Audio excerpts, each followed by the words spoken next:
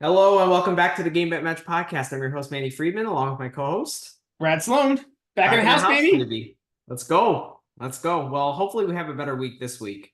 Uh, sorry to have all our followers if you guys tailed us for the second half of the week. The first half was pretty good, but Well, this day one was great, and then it just fell yeah, apart. it's terrible. It was overall like a sad week. Like I had the Tom, I was debating do I do Thompson futures or Thompson rollover. I ended up doing neither because like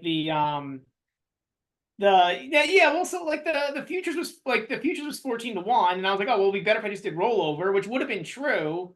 But then the Murray retirement happened, and then like I don't know, the first Yeah, price was like just outside of what I liked. Like I was like, oh, maybe it'll get better, maybe it'll get better. And then I think like it didn't get past 2-1. Like, we had like multiple pushes on GBM plays, which are just like really frustrating because they were good reads, actually. It just, Murray retired. Giron, like, got broken at 4-all in the second after a first set was a tiebreak to not get the +3. Like, it just, I don't know, certain things. For me, I had Demonor to win the quarter, and of course, he loses to Mazzetti after being up a set. Like, well, what are the chances of that happening? I had player in the second quarter to win at +550. And of course, Alcaraz loses early, so I'm like excited. And I got Dimitrov and Korda kind of, for that bet. And then Korda lays an egg against Paul. Like well, he it's got just, hurt. He got hurt. Like I don't know if you saw like the picture of his I ankle don't like know. mummified. Like, It's really frustrating watching Korda because like it seems like half the time he doesn't even want to be out there. Like his body language is just terrible. well, like I said, I think today, like I also don't know. Like it seems like he's always injured too. Like last year was Part the of it, wrist, and there really. was remember the Australian Open, there was the injury. Then I think there was something else. I think there was then He's a just wrist at he's some a really point. frustrating watch, honestly. Like I get it that there's talent there and there's like ability and very smooth, but like I don't like the energy he exudes on the court. Just like even when he's healthy. Yeah, yeah, he also played it pretty bad. Like, but he can play great matches, and then he played some really bad matches. Like, even the Rinky match was Yeah. really bad. Like he won, but that But was not a good performance. Like Rinky, like it was hilarious. Like I've never seen a guy so happy to win a set after Rinky like won the set 7-6. He was like I laughing with didn't his see the box and match, stuff. but What? yeah, I didn't see the match. No Yeah, and big like deal. but like it was like that was a bet I did cash on actually. I had the three sets. That's a good Um, cash. That's a good cash. I mean, it was plus 190, and it was literally just like and it was and I was happy to cash it because I didn't cash much in the second half of this week, and Hmm. also because like that's what I was hoping for, right? Like the plus 190 was not because I had some like great faith in Rinky. It was just because like Korda can play some really bad tennis, and you're just I like hoping that know. Korda I plays one know. bad set. Like Yeah. Yeah. Rinky's a fun watch though. He does some Rinky is fun a fun stuff. watch. I'm not I'm not blaming Rinky for it, Like I think Corda's a bad watch, but like the talent is obviously so much higher with Corda. Oh But yeah. I'd rather watch guys who don't have as much talent, but like exude positive energy and like really fight, Like those are the guys I want to back, um, relative to their opposition, of course. But Yeah. you know, um, I don't know. It just was a frustrating um But I think a lot of it, like I think grass, I was reflecting on this. I also think grass is just really hard to bet. And it might be smart to tamper down your unit sizes on grass. And there's a few reasons for it. One, like, especially this faster grass, there's so many tie breaks. And like tie breaks by their nature are just very coin flippy. Right? There's so many like So I placed quite a few of like set one under 12 and a halfs, kind of counterintuitively because like you get such good prices on those, like -115. I mean, we talked about the Raonic who was it? Raonic Fritz. yeah. And of course set two doesn't go to a tiebreak. Like that's the kind of luck we had this weekend, this week. But I don't know when those lines are minus like 110 or longer, like it feels. I mean, it might be a trap, honestly. I mean, I think that was an extreme circumstance. Like the Fritz Roundage match was the most extreme one of the week. There were definitely Yeah, I agree. 105. There were definitely over 10 and a half that were at that price, but there weren't too many like minus 110s for a set. Like I don't think there was much other and much of anything else that was minus money for a set one tiebreak. Like there was other stuff that was like over under 25 and a half or 26. Like it was definitely, I mean, you definitely have, and you were definitely plenty of over unders where like it was like, a first set tiebreak would be like plus 120 or plus 130. But I think the Roundage Fritz was probably the most extreme example. I mean, honestly, if that line came out again, I probably would play it again. Honestly, like I don't really necessarily regret the play. It just seems, like I think Fritz had like love 30 twice in that set, or maybe Raonic did. I think Roundage had a love Raonic did. 30 at one point. He might have had another deuce Yeah, game yeah, it opportunity. was Like, Raonic. But yeah, there's that line should never be plus money, to be honest. I won't say never, but if Raonic was playing like Error card. yeah, or Pericard's probably the best example, like another poor returner, who's also like a serve oriented player. I could see that, but Fritz isn't that serve oriented. Right. Like he can, I mean, he has like a baseline game. Mm-hmm. Um Yeah. yeah, I just think it's like really hard because like there's just so many there's so many tie breaks. But the problem is like it's not like the market knows that, right? So like you just like I just think you're like more likely to get killed by the VIG because there's so much more variance. Yeah.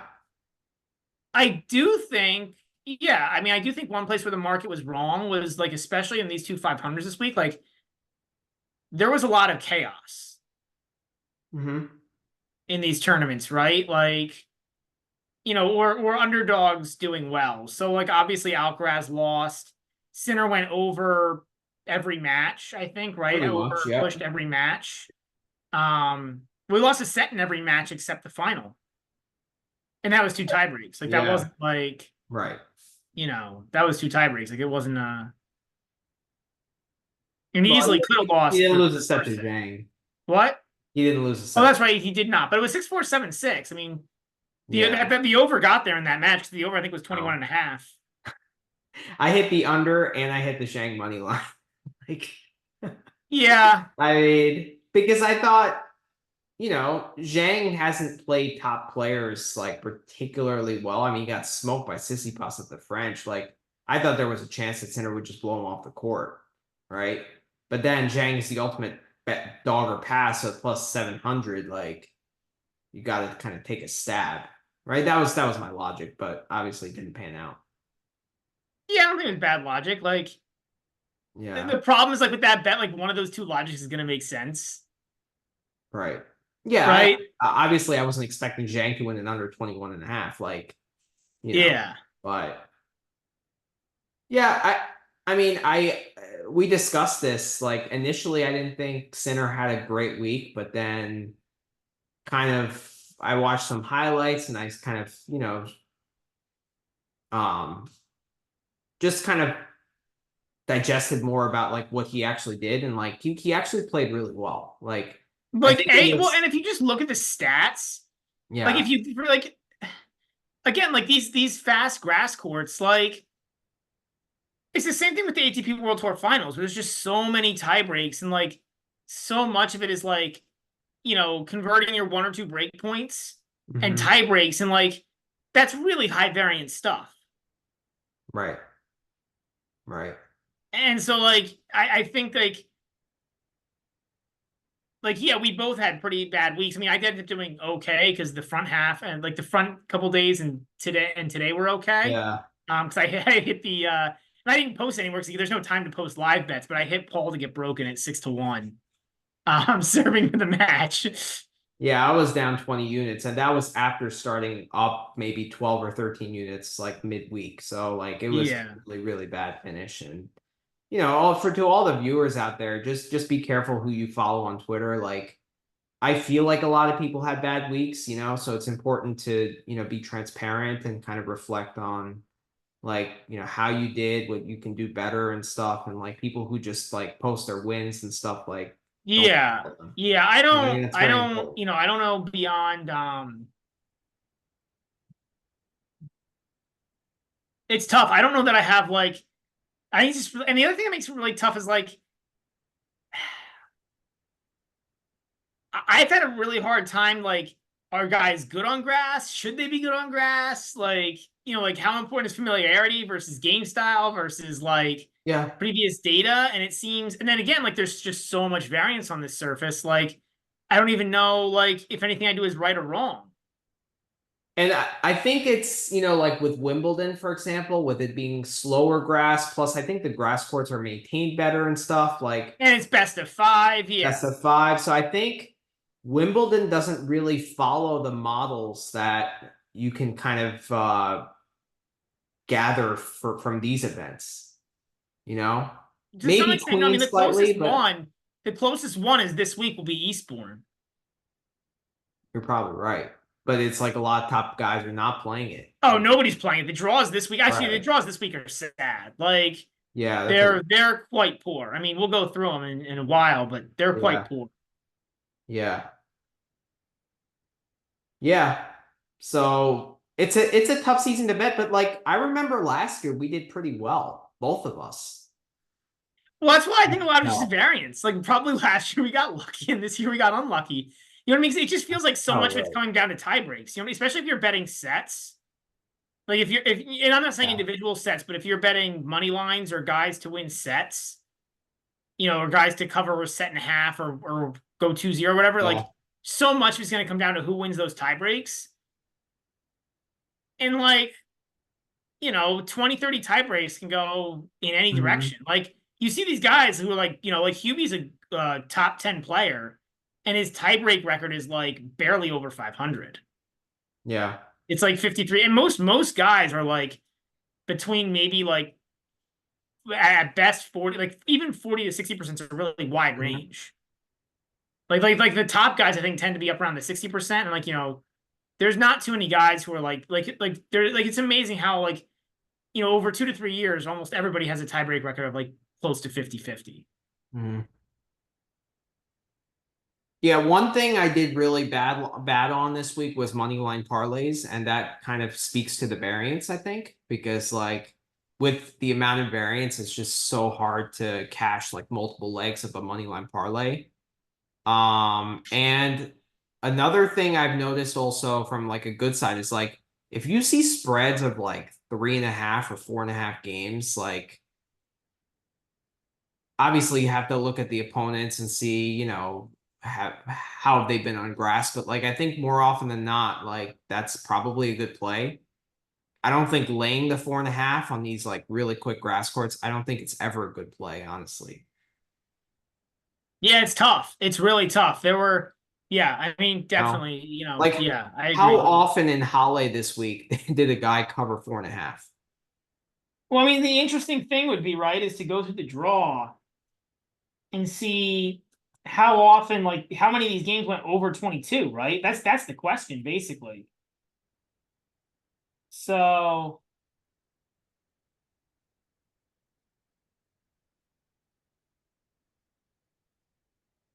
because Holly was probably the quicker court. So one, Mhm. two, three, four, five, six.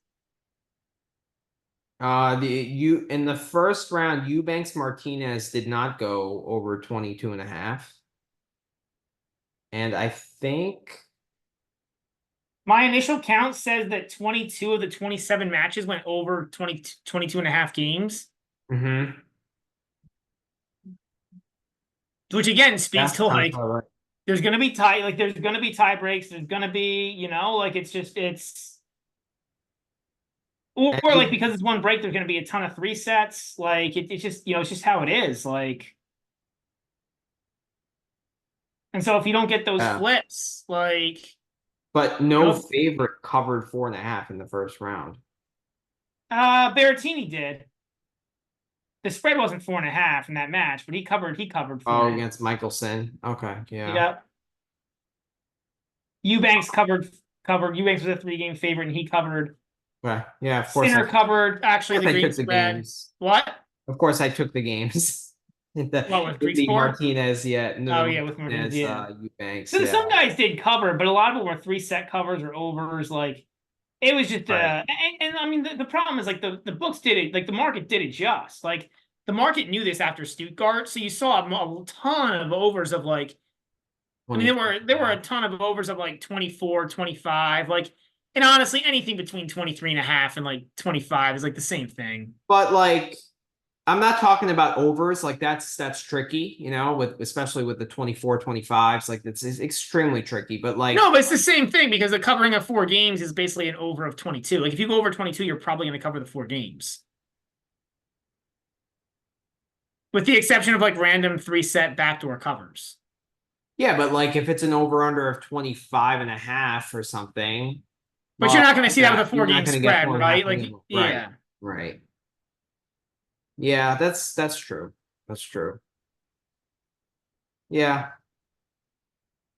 But very, very few favorites, if any. I think like Eubanks like was the only one in the first round that covered 4.5 as a favorite. Like, Like I said, Eubanks and Berrettini was a favorite also and covered.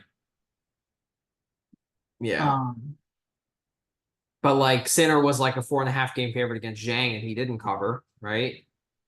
Actually, Sinner covered against Greek Sport too in the first round. He won by 6 games, 3 sets, but he won by 6 games. Yeah. So like, but yeah, I mean, like I said, that's why I'm generally going more with the overs theory here. Like, just a ton of overs, ton of tie breaks. But like, that's grass court tennis. You know it's going to be grass court tennis. I just think it adds a ton of variance in, and like, I think just like it just makes it really tough. Like, I'm looking, I think at first glance, 21 of the 27 matches featured a tiebreak. If I'm Wow. looking at that right, That's maybe not crazy. 20. I think 20, 21, something like Yeah. that. Like in highlights, so basically every match had a tie. I mean, the 80 or 90% of matches had a tiebreak. Like, Yeah. so I mean, the learning, like, I mean, the learning would be like But we're the not problem going is to get like, a tournament like that going forward. Like Halle and Stuttgart are by far the quickest, you right? know, honestly, what you probably should do is do the opposite what you did at Monte Carlo this year and just bet like the over half a tiebreak on like a ton of matches and do like, over half a But are we tiebreak. going to get that in Mallorca and Eastbourne, which are way slower? Like we're also looking for. Mallorca is weird. I don't know how you want to judge Mallorca. Mallorca is a very weird, weird court. Yeah. I actually watched a little bit of the Busta Baena match today. Yeah, It was me just kind too. of like funny. Like, Was. the court They is played it funny. like a clay court match, which was funny. Yeah, but even the court itself is funny. Like you can tell, I think they like wheel in the grass or something because it was so pristine. Like the grass, I know it's day one, but the grass there looked like way too good. Like, right? Uh, Like usually you watch grass court tennis like a little beat up, like like it looks yeah, like, all it right, doesn't even like look slippery. It looks like a hard court. yeah, it's really funky. Like it's really weird. Yeah. Let's talk a little bit about Queens. Are you worried about Alcaraz heading into Wimbledon? Do you think there's a Roland Garros hangover? Do you think there's like do you put him still in the top two in terms of favorites for Wimbledon? Yes, yes. He's Okay. just he's so far ahead, right? Like, okay, he happened to lose a match to Draper again. Like, moving over into to Queens. I'm just pulling it up.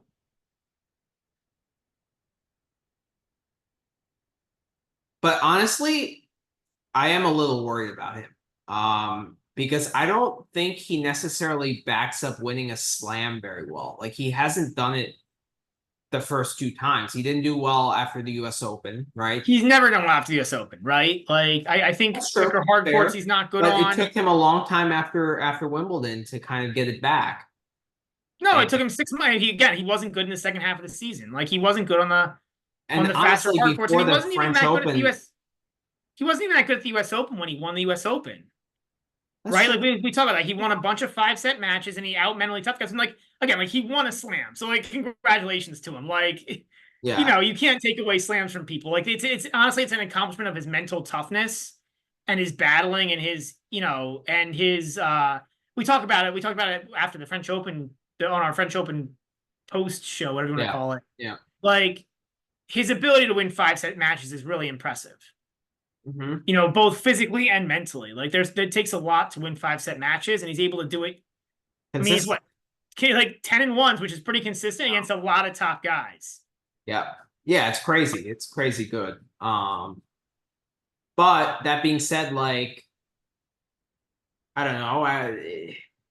We weren't like saying much good about Alcaraz from end of Wimbledon last year to, I would say, middle of the French Open this year. Like, Well, there so was but not much positive Alcaraz talk for like a good part of a year. I think we have to back up, right? Because like again, it depends on like what are your standards. Like it's not like we were ever putting him out as like a sixth favorite to win a slam or something. You know Yeah. what I mean? Like like the thing is between like we're a betting podcast, so we're like we're all right. And even when we're not talking betting directly, we're kind of comparing in our heads versus like I think the market and versus the media. And he's just so hyped that Yeah. the expectation is that he's a top 5 player of all time. And like, yeah, I think he's overhyped. That doesn't mean that he's Market not. overvalued him. I mean, he was plus 175 pre-French Open with all those guys kind of there, you know. And like even now, knowing what we saw, I still wouldn't take that price. Like I And have that's no my point, regrets right? not So taking. that's the point, 100%. So I think like he can like I mean the hype is so ridiculous on Alcaraz. I think it's more ridiculous on Alcaraz than anyone. Like I feel like Alcaraz has gotten much more hype than Sinner, I mean, would and they I clip? personally think Sinner is a significantly better player. Would they clip Drysdale say? On Sinner, I don't know, but like yeah, No, on exactly. Alcaraz. On Alcaraz. Yeah, 20 slams, like over under like 20 slams. Like it's like that's Like, not yeah, that's like that's the hype on him is the hype train is so insane that like so then the expectation becomes that he's plus 100 to win every slam. I know. Right, like 2 slams a year means he should be even money market wise to win every slam. Like, I mean, yeah, that's what Djokovic deserved in like 2015, but there are very few cases of that, you know, right, right? right, right. I Like, mean, like, right, exactly. And so, like, he can be a favorite, and and it's like it's kind of silly because it makes us go on the show like, oh, I don't like what I see out of Alcaraz. Well, I guess, like I agree relative to the market, but like it's hmm. also because your expectations as win every single match and go undefeated. And I'm not saying that's even necessarily your expectation, Manny, but like I'm saying, like it's almost like the market expectation. Yeah, I don't know. I certainly want play him on any futures markets at Wimbledon. I mean, I have to see the draw, obviously, but like, I don't. I think Sinner is a substantial favorite over him going into Wimbledon. That's my point. I completely agree. I completely agree. You know? Like, and if I'm curious to see what the Wimbledon odds are right now. I can't find it on Bovada. Are you able to?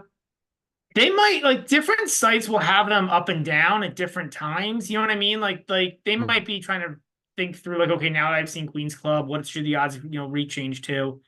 I'm just like no, a different site like a DraftKings or an MGM or somebody might have them up or Bet365.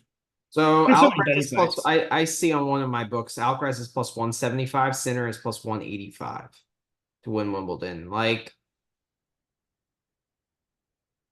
okay. I mean, I still think Sinner should be plus money, but like, I think that should be flipped. Yeah, I mean the center at plus 185 is honestly kind of appetizing. The only problem is like it's the same physicality issue you always have with Sin. And Sinner has yet to beat Alcaraz in a slam, which, if it comes to that kind of And it's always been because of the physicality. has. Well, the 2 times they played in slams, it's been 5 sets. That's what I mean. Like it's always, and Sinner was up 2-1 in both. Sinner had match point in the US Open one. Like it's always come down to, like that is, I mean, that is still the weakness for Sinner, right? Like that's the only reason you wouldn't want to bet him. Like, and I guess that's why I keep saying like he's a better player. Like I think he's clearly the better player at this point. Now, is he the better threat to win a slam? That gets shaky because now you're talking about 7, like, Alcaraz can win 7 best-of-5 matches in a row. Right. Sinner, I don't know that he can. Like, obviously did in Australia, but he just dominated everyone. Yeah, he except was Medvedev so in the freaking final, and then good. He Medvedev didn't even need it. Right. Well, and then Medvedev in the final had played like 20,000 hours on court, and Sinner had played like 10. That's the only reason why Sinner was able to wear Medvedev down. It was just too many hours on court. Right. And I think Sinner's a significantly better player too. Like that played into it too. I 100% agree with you I on think that. he came out nervous. Medvedev just came out with a Yeah. different game plan than he expected, and he was on fire. Went full octopus mode for two sets, and then you just couldn't maintain that. So, yeah. I agree with you. I agree. I mean, obviously, I have to see the draw. I don't like placing any futures before I see the draw. Honestly, like for slams. Except you do it, right? Didn't you do it a couple times for the French, or didn't you? I did with Djokovic. Okay. Pre-Rome with a thought that if he got it together for Rome, his odds would significantly decrease. Yeah, but I generally never agree. I very rarely place. I just get like the problem with that is like a huge part of that bet is that they'll stay healthy. Yeah. And I don't know, man. Like you don't know even like small injuries that they're going to pick up. Like maybe they'll play, but they're slightly hampered, and like especially now that you don't have a single dominant player anymore. Like because I mean, like look, like even like it's not like Sinner and Alcaraz. It's not like 2 years ago, 2.5 years ago, where like Djokovic was like before Alcaraz came up, and like after the Fidel, where like Djokovic was really head and shoulders above everyone. And it was really like one man versus field. This is like, I mean, even last year when Djokovic won 3 slams, like he still wasn't head and shoulders above everyone, right? Right. That's my point. Yeah. I mean, Alcaraz was pretty close. Like, yeah. The two of them were probably head and shoulders until post US Open when Sinner started catching up. But and if he didn't get hurt, he probably wins that French Open match, right? Yeah. Yeah. So, yeah, I mean, but that being said, do you still think the list to win Wimbledon is 2 guys? Yeah, because who else would you put in there?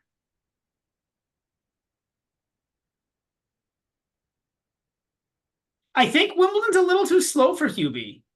Like Hubie would be a guy who you would add in there based on serve, but I don't know that he can serve bot his way to best of 5 on the way. Like if it was Halle, 100%. Like if they played Wimbledon in Halle, I would 100% agree. But Wimbledon's a little slower. Yeah, I like de Minaur, but I don't think he can win. I just don't see how de Minaur beats Alcaraz or Sinner. Like, yeah, exactly. And you have to keep in mind, as these top guys move through the tournament and they start playing each other in the quarters, semis, and finals, the grass significantly slows down at Wimbledon. Yeah. Right? Because it gets more worn out in the back, and it slows down. So, although Hubie last year, I mean, he still served his way, nearly beat Djokovic just serving his way through. So it's, I get what look, it's possible, right? Like it's possible, but I guess like who else? Like the field always has a shot, right? Like let's be honest. Like there's always the chance that the field, there's always a chance of injury or like both those guys play a bad match. Like it could happen, but like I guess the better question is like what percentage chance do you give the field? So if it was Alcaraz and Sinner versus the field, what odds would you place on it? That's what I'm asking. I mean, it's definitely for me well under even money. Like I would need much better than even money to take the field. I'd Um, probably need plus 175, 180 to take the field. yeah, I was thinking maybe a little higher, maybe closer to plus 200, but it's the same Wow. ballpark. I mean, you're talking about a 63 versus 67% chance. It's the same ballpark. I was curious to what you'd say. Mhm. Um, or yeah, 37 versus 35, whatever. But like, yeah, it's pretty close. Like it's You we're put not too far. QB3, Demonor 4, or is there another guy would you put Tommy Paul in? I guess we could transition to him. I mean, Paul would go pretty far down the list to be honest. Like like it's a nice win for him this week, but I'm not bought into him being like top five. Like, I think best of five is a little different with him. I don't but he's fit enough for it. he's fit enough. It's the mental part, it's the concentration, it's the dips in and out and like that kind of stuff. Like even today, Musetti raised his level and he couldn't like maintain it to win that game. Like he had to scrap and claw and like credit to him, he did it in the tiebreak, but still, it was, like that's the thing with Paul. That happens all the time. It does. It does. Yeah. I mean, Paul, like, between like the mental side is not the best for Paul. I'll agree. I just don't think like we saw what happened when he made the semis against Djokovic in the Australian Open and he Mhm. just got smoked. Like, I think he's gotten better since then. But like he played Sinner, I think, in Montreal last year, right? Didn't he get smoked there, or was that close? I can't he remember. beat Alcaraz though in the Canada Masters, didn't he? He did, and then lost to Sinner in the semis. So Yeah. yeah, he does play Alcaraz tough. I mean, the thing with Paul is like you can't really. He's a good returner and he's a really good mover, so you can't really serve your way through him. You have to like You know what? I guess play I'm thinking points. through it more. And I mean, I think you got to put him in the top 10 in terms of guys with a chance to win. Hmm. Because I mean, you just made the point, right? Like he at least has the athletic skill. Hmm. Yeah, he does. I mean, I think the question with him is like, can he get through the first week unscathed? No, I mean, I just don't You think know? like. And this is why I say I go back again, back and forth, because like the problem is like the top end for Paul is good, but the floor's not that high. Right. Like he can lose to guys he shouldn't lose to. Well, that's that with Sinner and Alcaraz, there's no concern in the first week. Like the first week is like a warm-up week, right? It's like a Right. practice week, right? With Paul, every match is you know, there's a I chance. wouldn't say I think he's gotten past the every match, but I think Yeah. like probably after the first round, depending on the draw, probably after the first round, you start like, you Like know, if he plays a Cerundolo, for example, right? Cerundolo, like for Cerundolo plays Paul really tough. yeah, he has his number, which is weird. But like also if he plays like an Ugo Humbert, if he plays a Struff or something, like I would trust a Sinner and Alcaraz to get through, even though like that's a tough matchup. But like with Paul, I can't necessarily say that, you know? Yeah, and you know what I'll go back to, man? There's a very distinct reason for that. And it's ability to hold serve.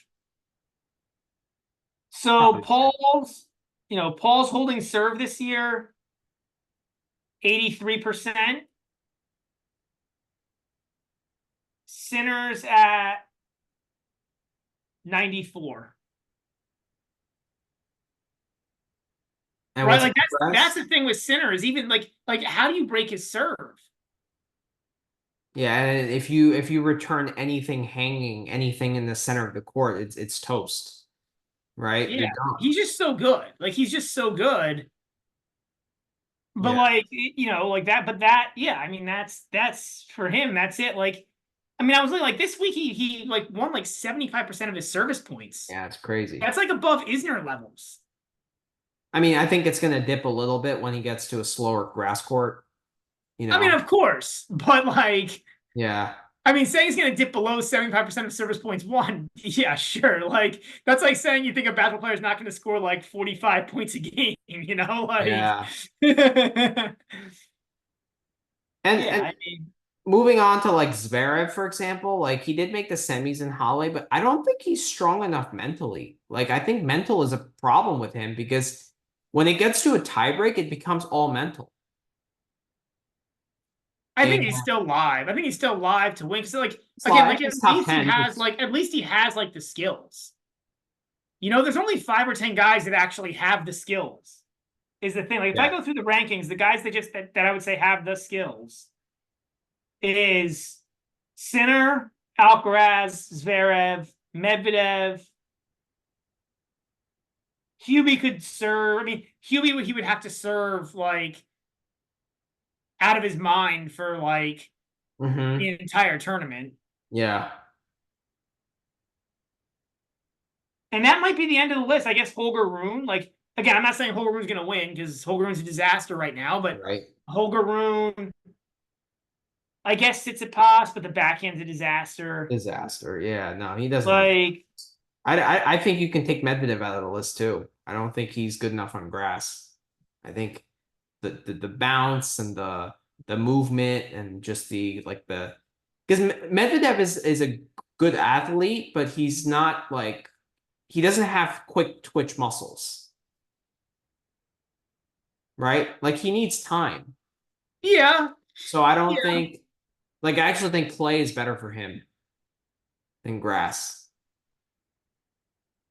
I don't think he moves as well on the clay. I don't think he moves as well on the grass either. I think that's a big part of it too. Is he runs better than he slides. But he's not a But very instinctive tennis player. He's a more tactical tennis player. So and I think that really hurts him on the well, I grass. think that goes with the fast twitch and the hand eye coordination, right? Like the fact that he's just Yeah. like he's got issues. I guess I hear you. I'm just trying to think of guys who like this isn't even a ranking of like who's the most likely or guy. You know what I mean? Like I'm just trying to think of guys who have like a top end because like the thing with Medvedev is at least he has a good serve. Like when he's serving well, at least he has a good serve. Hmm. And like that combined with the defense, combined with the rest of his game, like I don't know. I guess he could win a match like that. He could. I mean, I would put him in the top 10, but I think it's really four or five guys. I mean, I guess Bublik. I guess Bublik if he played like if he really Like, like, but you he no, think but you know Dimitrov have a no he better won't. chance? No, you can't say Bublik. He's not gonna mentally stay in the match for 5 sets. No. And like he's not gonna be able to beat Sinner or Alcaraz just by hitting like 1,000 drop shots. No, it doesn't work. Yeah. Um, Yeah. I mean, Dimitrov could make it quarters. Dimitrov's just so bad, and I just best of 5 is a problem for Dimitrov. I mean, he did make quarters of the French. He did make what round of 16 last year, lost to Rune, I think, in the fourth round. So yeah, you know what? Come to think of it, like looking more into it, I probably need higher than plus 200 to take the field. Like I it's a mean, really especially short for list. Wimbledon, because like, so we just went through those guys like Rune. So the guys who like have like the skills, right? Like Rune just is right now generally a mess. Tsitsipas backhand's a mess on grass. Like on clay, I would say he's live, but backhand's too much of a mess on grass. Hubie, he'd have to serve lights out for like 4 matches in a row. Medvedev would have to do the same thing and would also have to like go full octopus and play like he did against Alcaraz 2 or 3 matches in a row. Which is way harder on grass for him. Zverev would have to figure out how to hit low balls and mentally figure out how to beat top guys. Like, Yeah. I mean, the low ball might not matter as much. Wimbledon the second week, he would bounce up more. Also, like Sinner and Alcaraz don't hit a whole lot of like low slices, so like he like Matt like he'd probably have like just physically he'd have some sort of shot, but the mental's a huge hurdle there. Hmm. Yeah. Yeah. Yeah. And I think Djokovic is like trying to play. Right? Did you hear that? No, I have no I have less than zero optimism there. But he's Yeah, probably the third favorite if he plays. I know, which is crazy, Like but just because, like I guess, like at least there's a reason to believe he could, right? Like he's done it before. Mentally, he would have the belief. Like, honestly, like with the Olympics being the only big thing he hasn't won, like I think it would actually be kind of dumb for him to play Wimbledon at this point. yeah, You yeah, know, I like if agree. just it's just he could re-injure himself and be out for a longer period of time, and like there's more tournaments coming up. Like he'll have more opportunities. Plus, it's 2 extra weeks. Like whenever he's ready to get back and start practicing, it's an extra week he can steal to practice on clay. Right. Exactly. Yeah. But for me, like I'm just gonna rank my top 10 grass court power rankings for Wimbledon. It's Sinner one, it's Alcaraz two, it's gonna be Zverev three, um, Okay. it's gonna be I'm gonna say Hubie four, Demonor five, Paul six.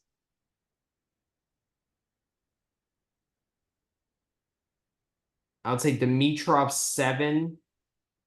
Where does Korda go in there? He's coming. He's coming. I would go Medvedev eight.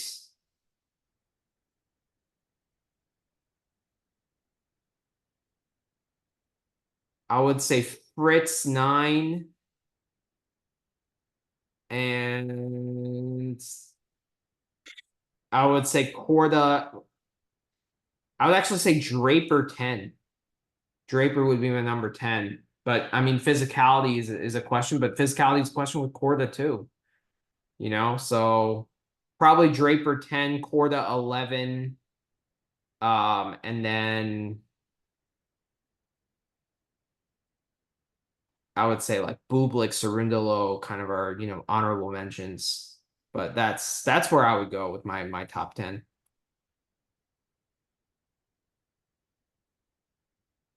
Yeah, I don't know. Like for me, it almost like it's like hard to almost have to define how you're ranking it because like if you're trying to pick guys to get to the quarters, it's different than picking guys to win the event.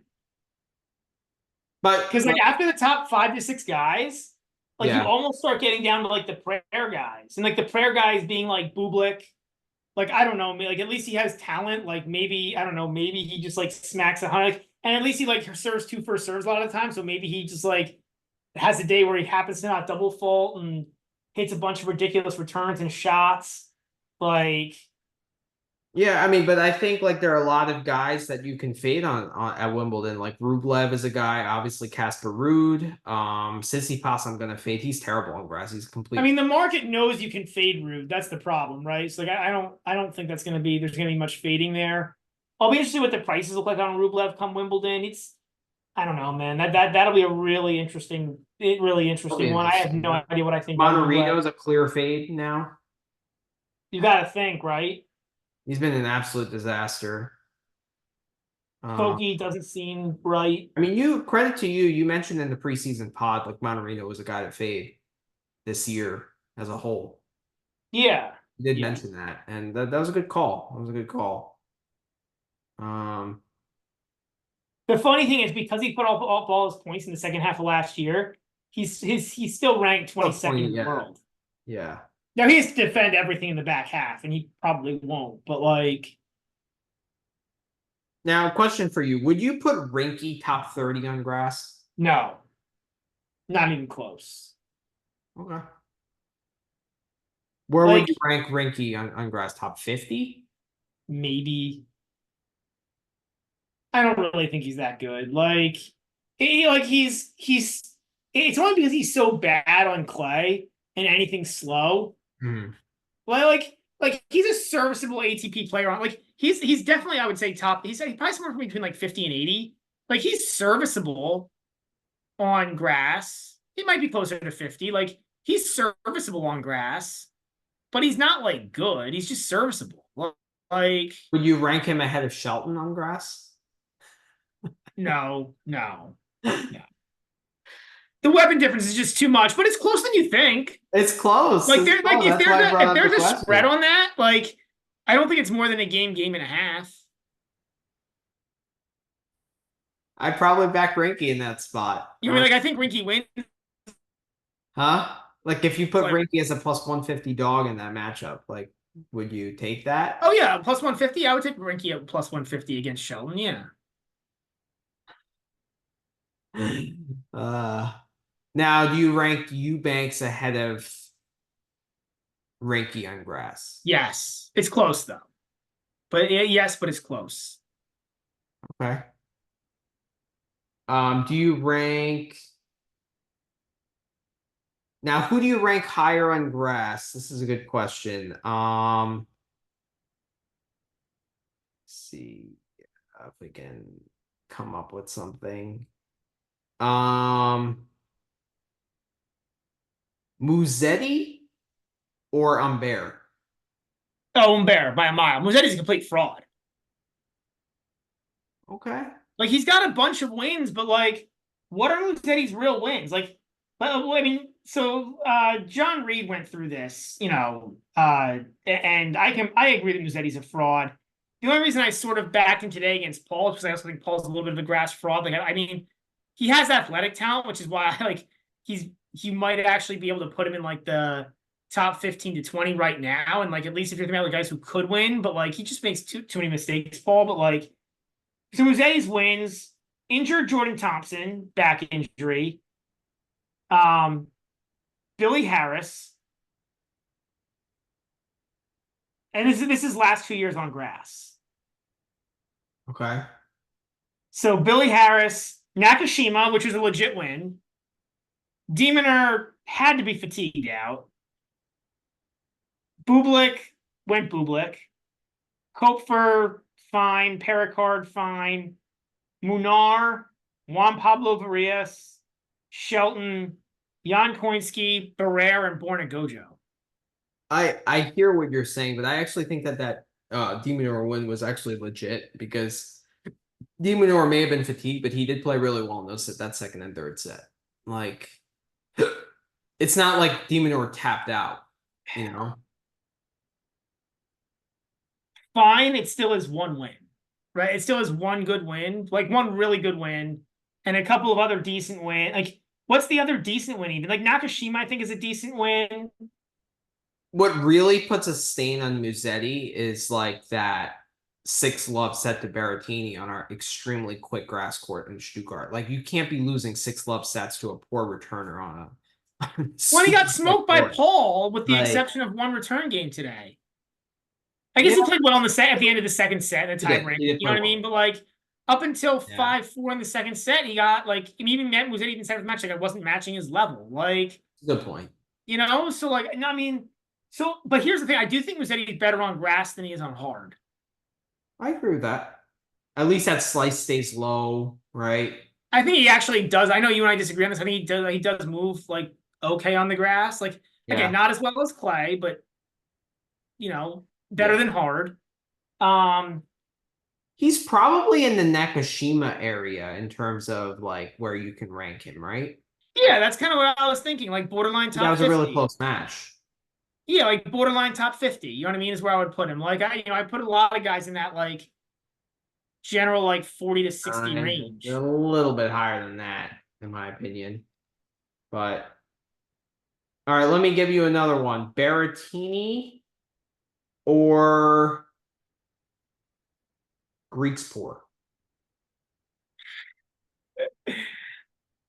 Like fully fit Berrettini, Griekspoor not fully fit Berrettini. Right, like Berrettini's almost like multiple guys depending on how fit he is. Yeah, what he's shown the last couple weeks. Well, no. Is it what he showed? Not particularly healthy all the time either. Is it Stuttgart Berrettini or like the Berrettini that lost the next week? No, it's Halle Berrettini. Like what we saw against Michelson.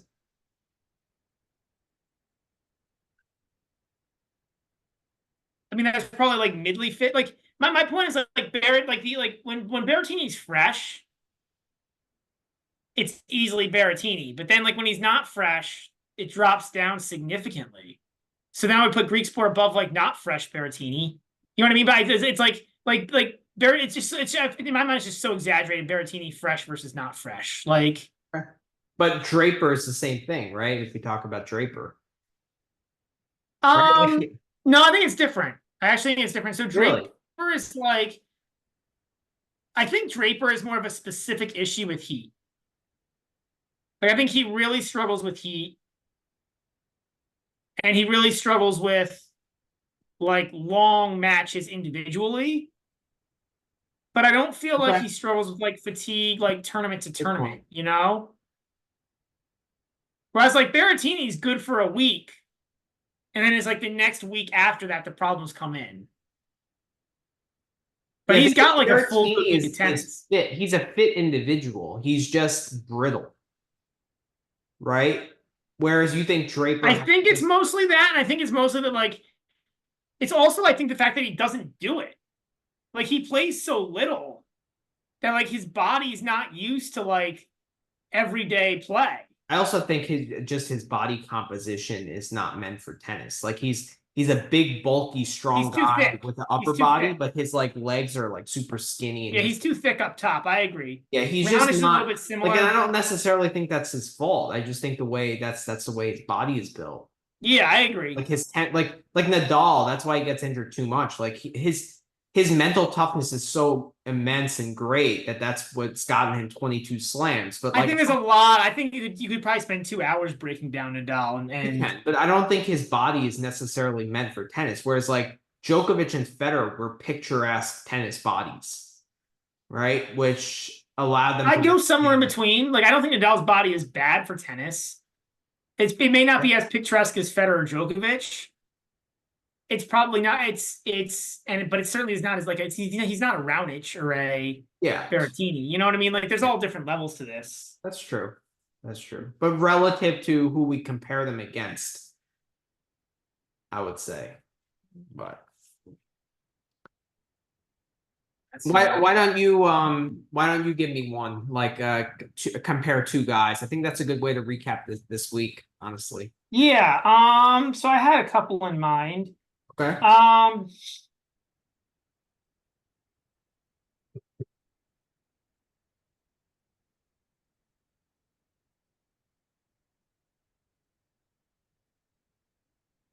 give you one. Shelton or Musetti?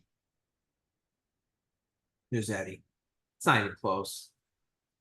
So I actually think that one is close. That's why I gave it to you. I don't know. I don't think like I hear you though. I mean, Shelton's results on grass have been pretty bad, but like he should do better. Like I guess it's just like not familiar, but like he should do better, but he's not. He's losing to the likes of Pericard pretty easily. Yeah. It's like he just has no idea how to construct points and how to kind of manage a poor bounce. Well, I think he just swings so hard at every ball, you know, like he tries to. Yeah, you can't do that. Exactly. And it's like he just has he doesn't have an idea yet of how to play on these surfaces. And when there's no true bounce, like you got to manage what's given to you. Yeah. He doesn't know how to do that. Tsitsipas or Zhang? Ooh, I like that one. That's a good one. Damn, that's how much Tsitsipas has regressed on grass. Like the fact that we're comparing him to Zhizhen Zhang. I can tell you if they were playing, I would totally back Zhang, but I would only back him at plus money, obviously, right?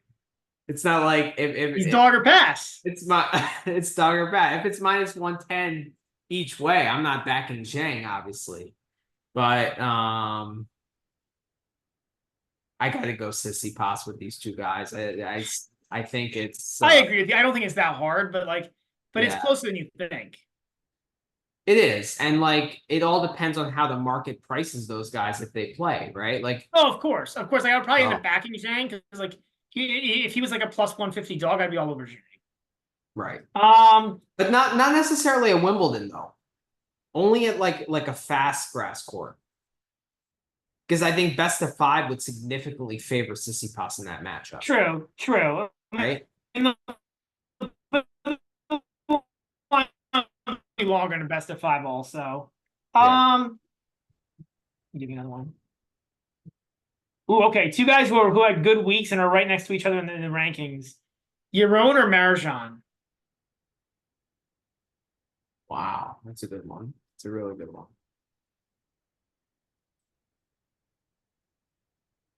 These are both really low floor guys, right? But I have to give it to Marajan just because I think his ceiling is higher.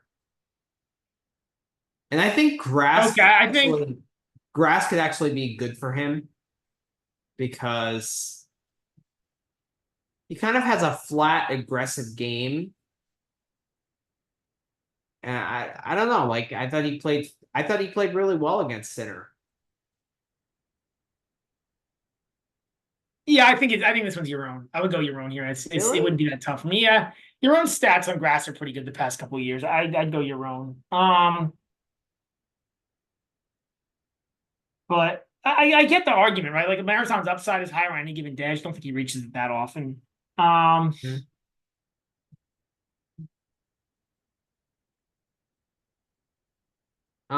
have one for you.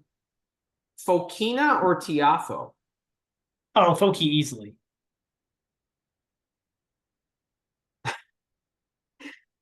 They're both. I mean, the problem with Tiafo is like high energy foe. Like I still think there's this high energy versus low energy foe, and like high energy foe, like it's pretty close, but like low energy foe is just like, just yeah. Like when bad foe shows up, it's just like really, and at least with Foki, like it's a little more predictable when bad Foki's going to show up.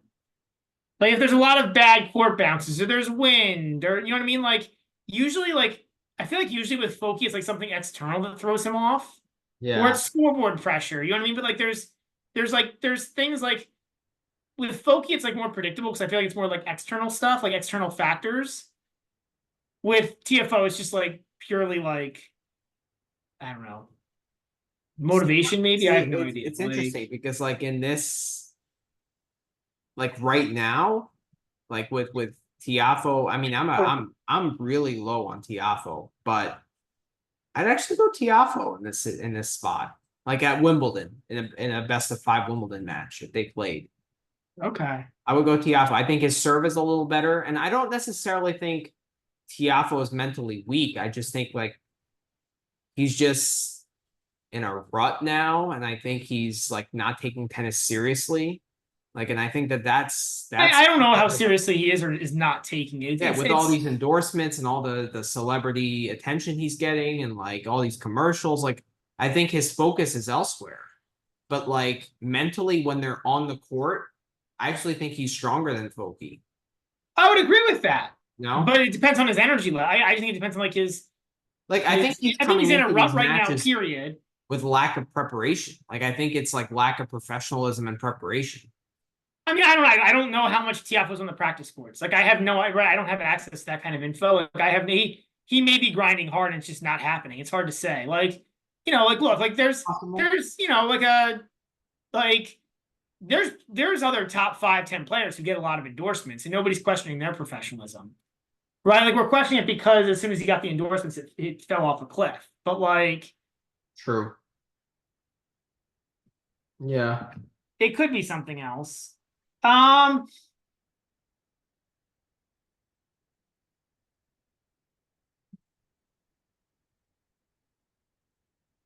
Here's a fun one. Mm-hmm. Dan Evans or Max Purcell? Can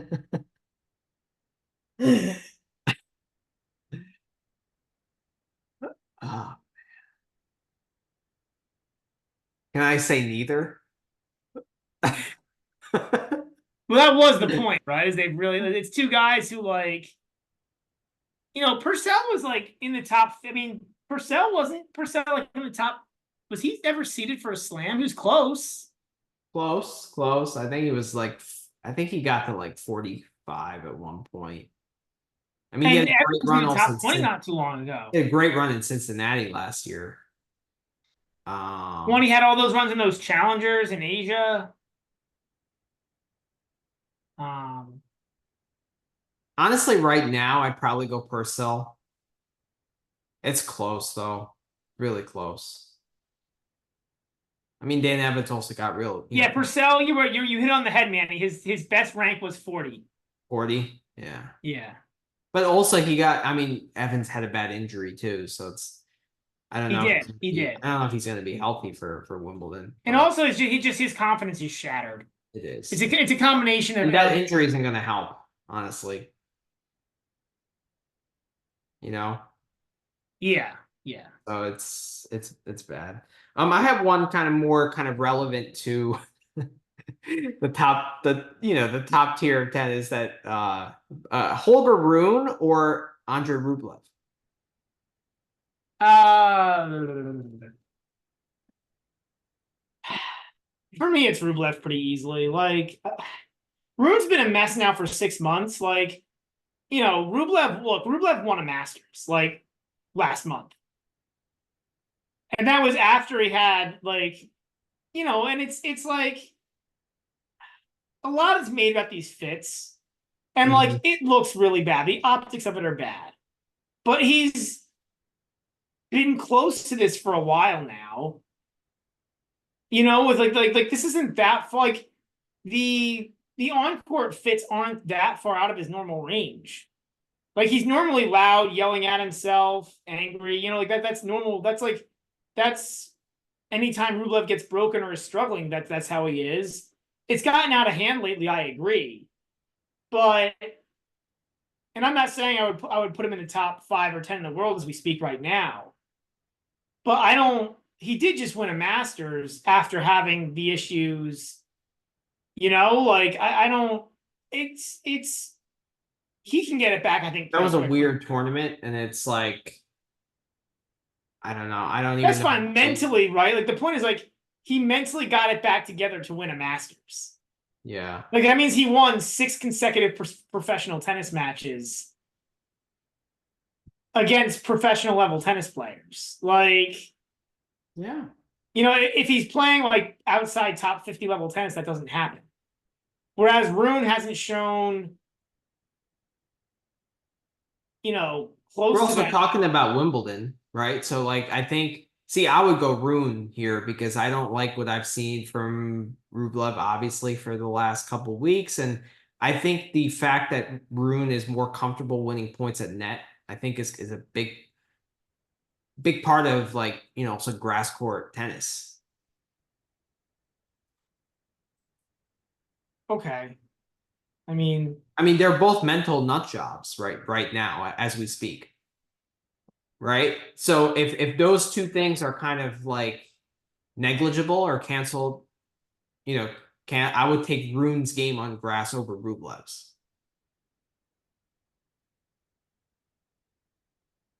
okay. I mean, Rublev's been, I just think Rublev's a significantly better player, you Okay. know, Okay. and I mean, for the past 6 months, he's been a significantly better player. Again, like they're both a little bit mentally out there right now, but like, there's no saying Rublev can't get it back. Like, I think he's a lot closer to getting it back than Rune is. Like, Rune, the problem I think is pretty deep. Okay. Okay. And one more. Cerundolo or Arnaldi?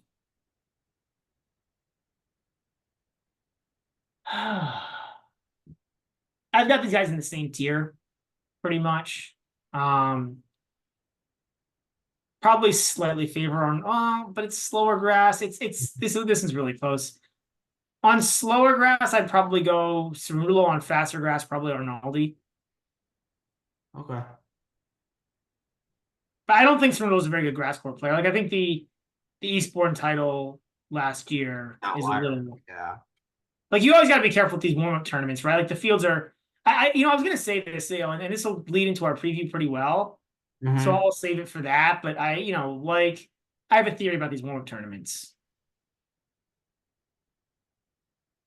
Yeah, it's not like to me, I think you kind of have to take them with a grain of salt going into Wimbledon for sure. Like I don't like Wimbledon is just kind of like a tournament on its own in a way, right? Because it's a slam, it's best of five, so top players do better. And these warm-up tournaments are just like, as you said, a ton of variance. Ton of variance. Well, so but it's different, right? Like I think it's and we'll talk about this more and we'll get into the warm up the talk about the tournaments themselves, but like the first few weeks of the grass seasons because they're quick, right? Like Stuttgart and Halle are some of the are so the like Stuttgart's probably the quickest conditions all year with the exception of Turin. Halle is probably right up there. Halle might be second or second. Yeah. The other grass court tournaments, the other ones, the Den Bosch and Queens Club are also pretty quick. Like they're as quick as the quickest hard courts, I would say. Like, they're certainly, it'll be Eastbourne is different. Mallorca is very different. And Wimbledon is different. And we'll talk about all those when we come back and do our preview of the tournaments. Yes. That's our segue into our break, into our 2-minute break. It's like the best segue all season. And we're so bad at segues. Like, that's the first decent segue we've had. All right. We'll be back in a few minutes. Yeah. All right. Welcome back to the show, everyone. So we're back to preview the 250s this week. I do have to say, I love how deep our podcast gets. I don't know if any other podcast has long-form conversation on some of the guys we just talked about. Probably not. Probably not. It alleviate. It's so cool that it alleviates some of the pain from my betting this week. Yeah, it just might ultimately why we get no views. There's not much of a market out there for like 5 minutes of discussion on Dan Evans' confidence and injuries, but yeah. Yeah, we can't help ourselves. We're true junkies. But for any of the junkies out there, please, spend 3 hours of your day listening to us. We'd appreciate it. So let's get into to Eastbourne. I guess we'll start there. So it's pretty slow, right? Yeah, I'd say it's slower grass. Probably the most similar conditions to Wimbledon, just in terms of conditions. It's also very close to Wimbledon. It's like an hour's drive away. So like very similar weather, very similar, it's the tournament itself is similar to Wimbledon. I was going to say two major differences, right? One, the draw strength is a little bit weaker here. And then I would say so. Secondly,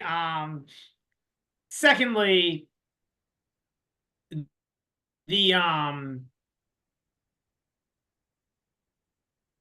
it's best of three, and it's only 1 week, so you don't have that second week of Wimbledon where the ball sits up even more because of the grass being warm. But you have to be careful with beaters because it's Britain. There could be a lot of rain, right? Like, and these guys want to get to Wimbledon to London, Maybe, but I mean, so a couple of things with that. One, this week isn't as bad, and then the second thing is I was looking at this, and I'll pull this back up, but like there were very few retirements.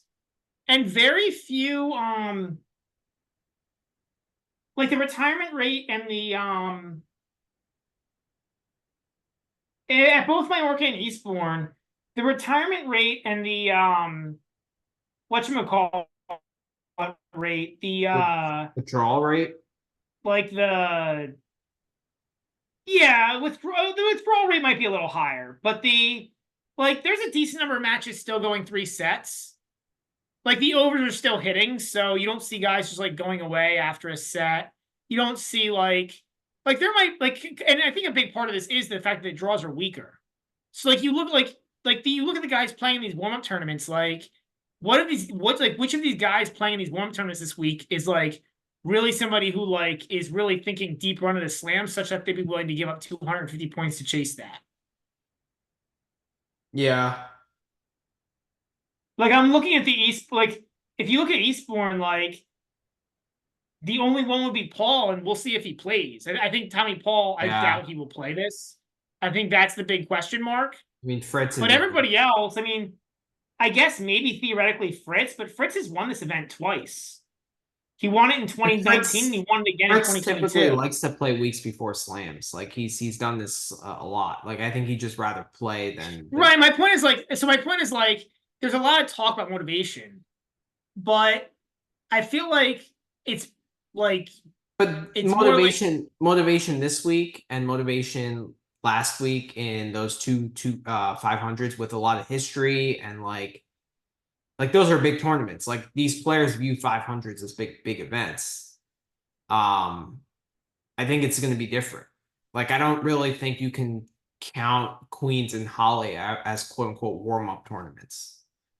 Like players view that as the equivalent of like a Masters no, 1000 okay. slam. Who in the Eastbourne draw is it doesn't need 250 points. Bublik would probably argue that he doesn't need it, even though he does. Bublik is any tournament Manny. Like That's true. Bublik, Good it could point. be Grand Slam final, and he could just decide to go away because it's too early in the morning. Like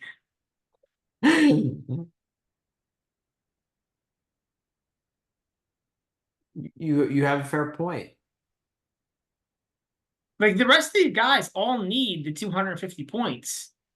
So like, and that's why you see like these guys aren't like these Maybe guys aren't Dory, and like but he needs Nori's to down to like prove too. 30s. He's His yeah. ranking has plummeted. So yeah, you might be right. And like and the thing is like if these guys don't need the points, they Why just would they won't be play here? the event. Right. Right. You know, like it's very rare.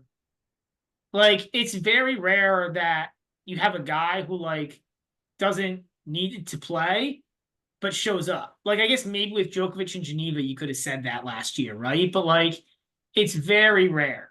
Like These and Rude we guys, already yeah, these guys all, need the points and winning an and the ATP money. title is a big deal for any of these guys, honestly. Yeah. This with the exception of Fritz.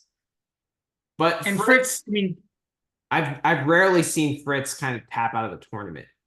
no, Fritz, I think Fritz just likes to play. Yeah, Like, he's a I think junkie. he thinks that's the Like, best thing for him. yeah. And I think he's won not just this event, but I think he's done well in other warm-up events too. Like it's not like at least it feels like he has. Like I don't You think can he trust like Fritz to give it his all in any match he plays, yeah. right? Like I think he's proven that over the years. Like Yeah. doesn't matter if it's a week before a slam, doesn't matter if it's, like he's gonna play till the end. Like that's just the way Fritz Yeah. is. Now So I think there will you have a be point there. like now I think there will be a lot of variance in this event, but I think it's due to like different conditions, right? Like significantly slower grass than what the players have been playing on. And then B, like with these weaker draws, all of a sudden, like you have like a lot of guys who are the same level. Mm-hmm. You know, so like most of these guys, like they can beat each other, you know, The weather like is really good throughout the entire week. Like there's no rain it at is. all. It is. So like It is. And it's also why I brought up the Eastbourne specifically, the fact that it's only a 1 hour drive from Wimbledon. And even Mallorca is close by. Like there's no travel spot here. yeah. Especially for Eastbourne. I mean, it's 1 hour drive. Like it's, like it's Yeah. So according to Pro Nishikori, the last 2 years, 71.3% points won on first serve, 80.3% service games held, 0.52 aces per game, and 0.25 tiebreaks per set. According to these numbers, it is with Newport the slowest grass court venue in the circuit. So it's clearly slow grass. Previous winners last year was Seringal. He beat Paul in the final. 2022, Fritz beat Cressy in the final. 21, Demon Or beat Sonego. 2019, Fritz beat Query. I mean, ironically enough, there's been some, I mean, like you would think, right? Like, and it's been pretty, I mean, it hasn't been that fast. I wouldn't say it's been fast grass for really ever. And like, you look at like the history of this event, even going back 10, 15 years, like Carlos won this event. Feliciano Lopez won this event twice. Misha Zverev won this event. Stevie Johnson won this event. Like, So like it's still his fast court players winning this event. Like it's not like we're on clay. You know what I mean? Like Right, right. it's different grass. I completely agree. But I think sometimes like it still is a at least a medium pace court, if not a fast court. Like Yeah. All right, so let's Cressy made go. the final in 22. Like, So let's go over the draw here. yeah. Screen. So Fritz is the number one seed. He'll play James McCabe or Tiago Seaboth Wilch in the second round. You got Cam Norrie and Emil Rusevori, two guys who are desperate for some decent form. Jerry, Well, Rusevori hasn't played since the French, right? Didn't he I retire at don't the think French? so. I don't think so. Yeah, he's been it's been a tough year for him. Let me see, Rusevori. Yeah, Yeah, he he has. lost. He didn't retire. Sorry, he lost to Quan 3-4-3. That should be retirement. Like, you really should not be like that. That's He no played good. one grass court match in Surbiton, lost to Sho Oh, Shimbakura I did not realize he played in Surbiton. 3 and Okay, 4. so But it's yeah, just been bad. He's just that's really been bad. not good. Then Jerry Shang will play Tomas Martin Echeverry. So what catches your eye in this quarter? Let's see if we got some quarter prices. We do. Sweet.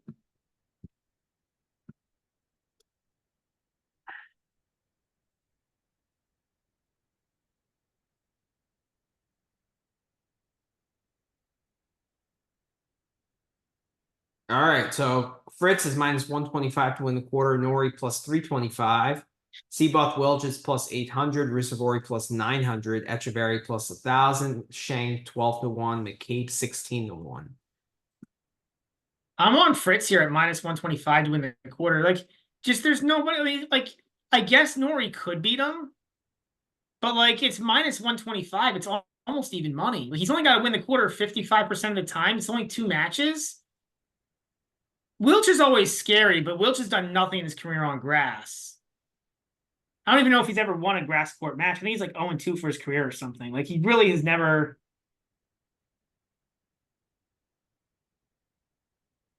How about Shang 12 to 1? No way. No? He's not a good grass quarter, and he played through it, but there's a theory I think that he was injured in the Nottingham Challenger. Okay. I know All right. I was Good listening to the call. Because We Win podcast, and like there was some crazy betting on his match with Fromley, who we'll discuss later.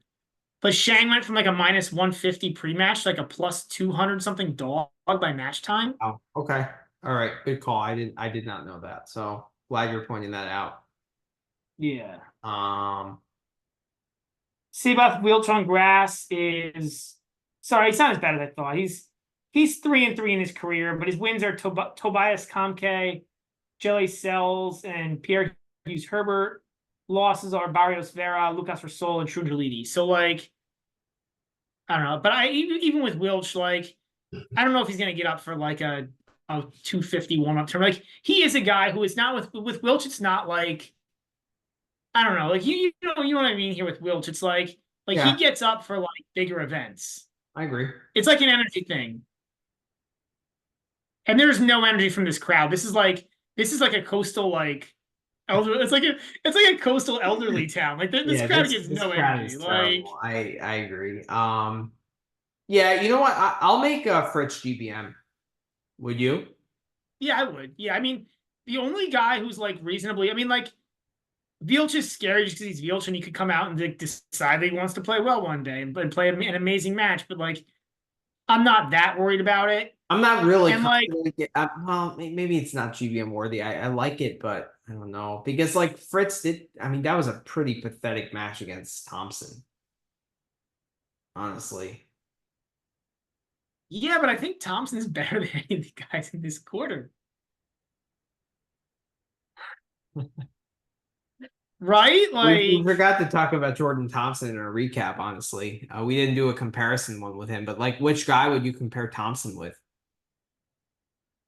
I put him significantly above Shelton.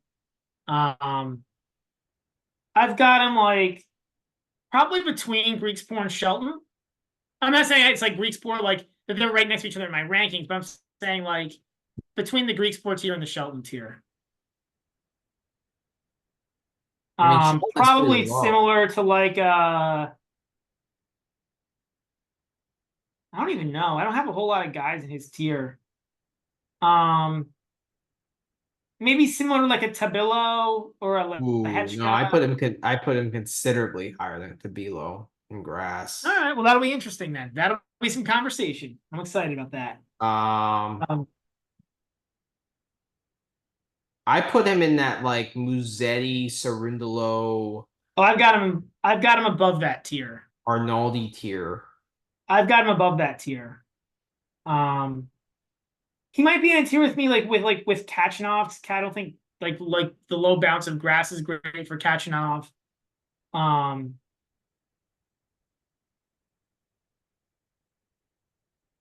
Okay. yeah,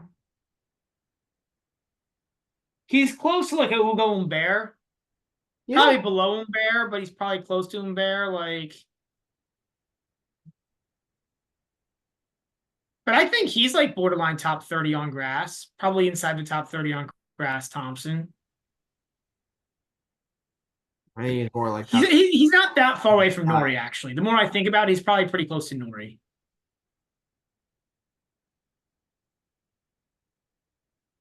Right now, I probably put him ahead of Nori.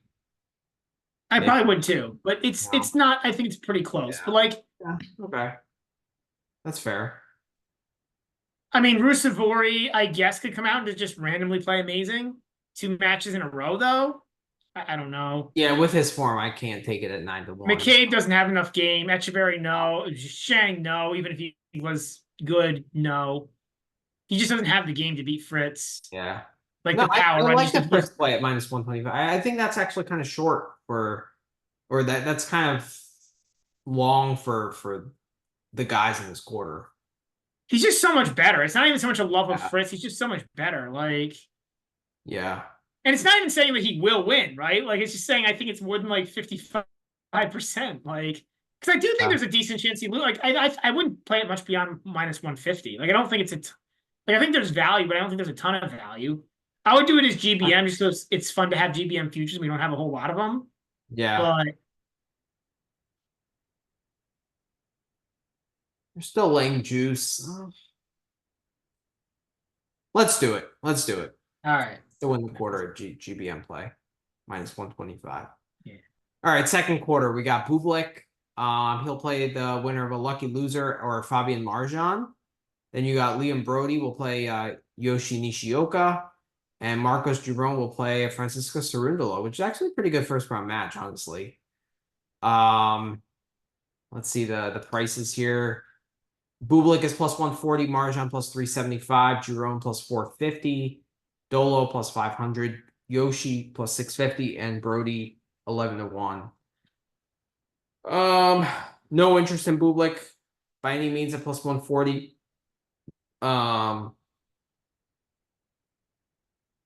Now Marjan, Giron, and Cerundolo, they're interesting at those prices.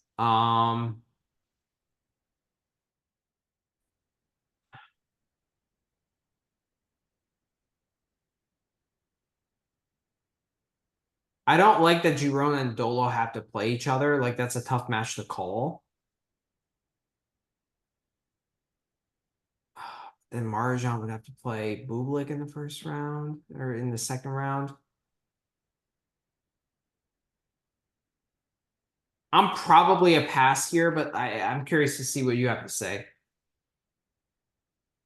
I think these prices are like perfect. Like, I'd price Bublik probably like if I was like, I'd price Bublik at like right around this. I'd probably price Giron around this. Marjan's probably a little overpriced here. Cerundolo price is probably pretty fair. Like, I think like you could get probably close to zero EV on like a Giron or a Dolo or maybe even Bublik, but there's nothing to play here for me. I think this is priced pretty well. I agree. I agree. All right, next I'm quarter. amazed that Yoshi is 650. Like that's That's a I think joke.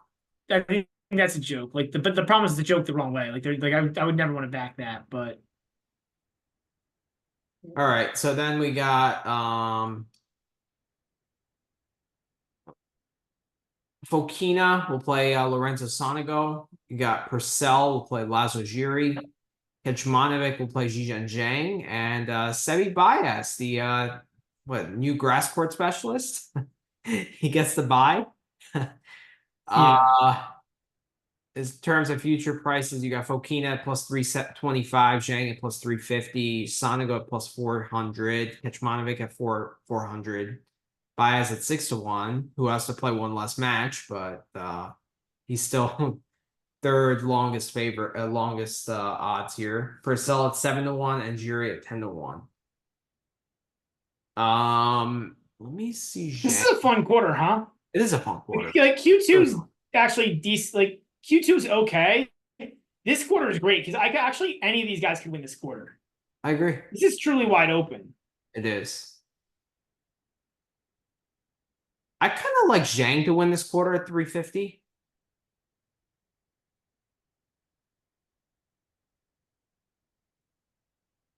That would be my lean here. You agree? That was close, but I don't really see much value in it. Like the problem is like he's got to win 3 matches in a row, right? So like which match is he a big favorite in?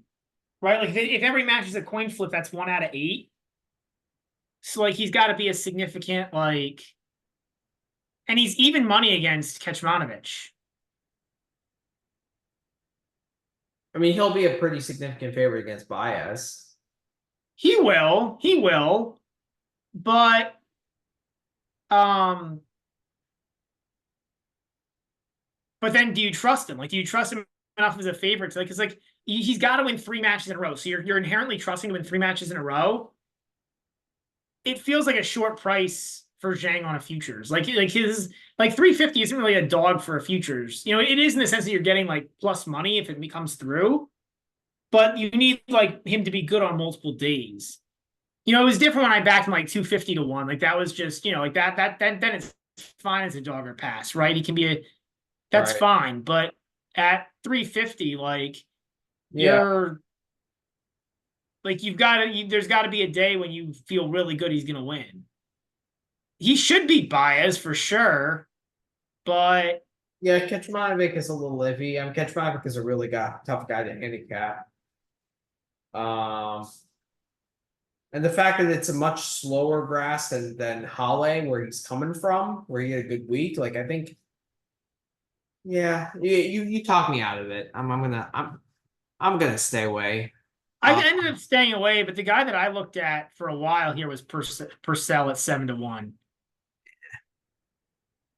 I know. I didn't end up backing it because of exactly what you said, but like, yeah. Yeah. Because I think this is just so wide open. Like, it is. All right, let's talk about the last quarter here. We got Navoni will play Nishikori. Rinderneck will play Kaboli. Harris will play Fernley. And then Tommy Paul gets the bye, but not sure if he's going to play to begin with. So we might have a lucky loser. they really should put in the draw lucky loser. If you get the lucky loser with the bye, especially because like in this case, the other interesting part of this, right? Yeah. Is like which guy, like which of those lucky losers is hanging around until Wednesday waiting for Paul to make a choice? I'm sure someone will take the hour drive from Wimbledon to. Yeah, that's true. Actually, in this case, they would just take the hour drive. Yeah, you're right. You're right. Yeah. But as far as futures betting here, we got Paul at plus 105, Rinderneck at plus 550, Kaboli at plus 550, Nishikori at 6-1, Fernley at 850 plus 850, Navoni at 11-1, and Billy Harris at 12-1.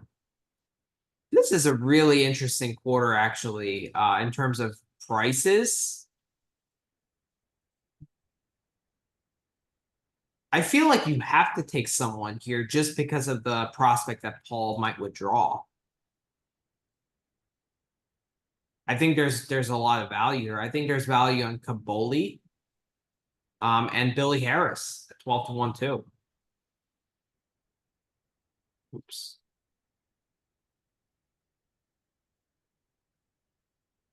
Like, I think Billy Harris, considering how well he played in Queens, I think he should beat Fernley. And then if there is a lucky loser there that takes Paul's spot, like he could win that too. And then you just have to be Kaboli, Rinderknecht, or Navoni in the like quarterfinals to win the quarter. Like I think there's value here across the board, honestly. Do you agree?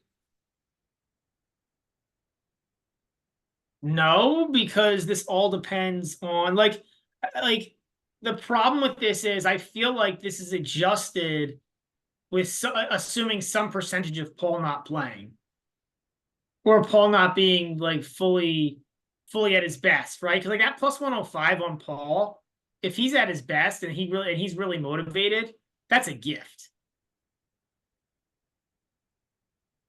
Like So who if Paul is actually like if Paul like shows up and wants to defend his points, like who's stopping him in this group? the only guy that has the potential to is Kaboli. Or Rinderknecht if he serves out of his mind. Which is unlikely on a slow grass court. I agree. I'm not saying it's likely, but I'm saying But I think Kaboli. I think my favorite play here is Kaboli plus 550.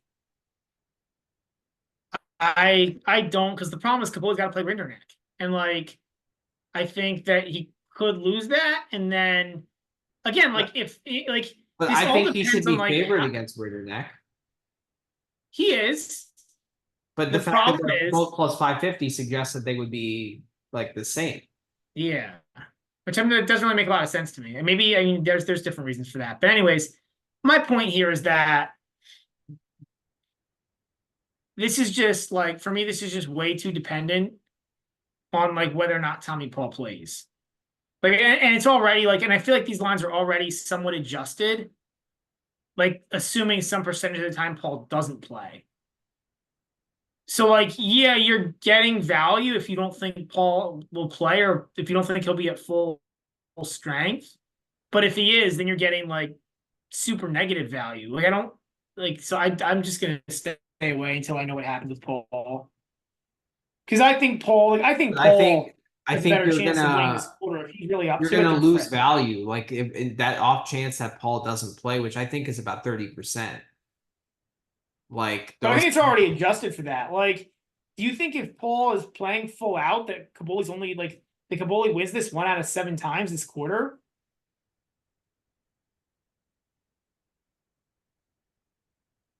I don't think so. Like, what is Kaboli? I tend to think that the chances that Paul withdraws is higher than you do. I think that's the difference. I just don't want to like. I have no idea. I was trying to find some sort of news on this, like some sort of comment from Paul. Like sometimes they'll make sometimes these players will comment up front, like, yeah, I'm probably not going to play. Like, you know, Zverev said he wasn't going to play. Like Zverev said 99% chance I don't play Stuttgart after the French Open final, even though he didn't withdraw until Tuesday. I didn't hear anything about that from Paul. So I have no idea, but like I just don't want to take a risk. Like I don't want to take a risk on trying to bet if like he's going to play or not cuz I have no idea. And it's such a one-off spot. Like you don't see too many like I don't think this is a spot in his career where he's like won a tournament before and then been signed up to play the next week in a warm-up for a slam. Like it's such a specific spot. And he's a defending finalist, so maybe he does want to show up and defend his points. Like, I don't know. I think he's played enough and he's gonna take that winning feeling into Wimbledon. I don't know. I'm playing Kaboli here. It's a 1-unit play, but I really like that at plus 550.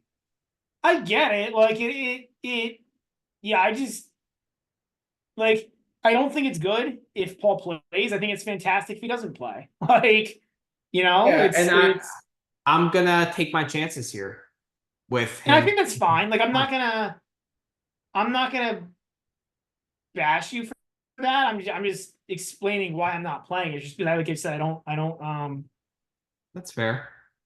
Yeah, I think I'd rather just sit this one out. I mean, the thing to do would be to wait and see if you hear anything from Paul. If there's any like commentary that comes out from Paul before he decides to officially withdraw, there probably won't be. But sometimes you get lucky, you can get a jump where sometimes you'll like the news will break on X or whatever Did you before you listen to notice any adjust. like well one thing I will do is like look at like interviews after the Queens like final. Did they talk about Eastbourne or like I don't know if I you didn't watch the. I should have watched. I'll watch the interview as well. That's a good idea.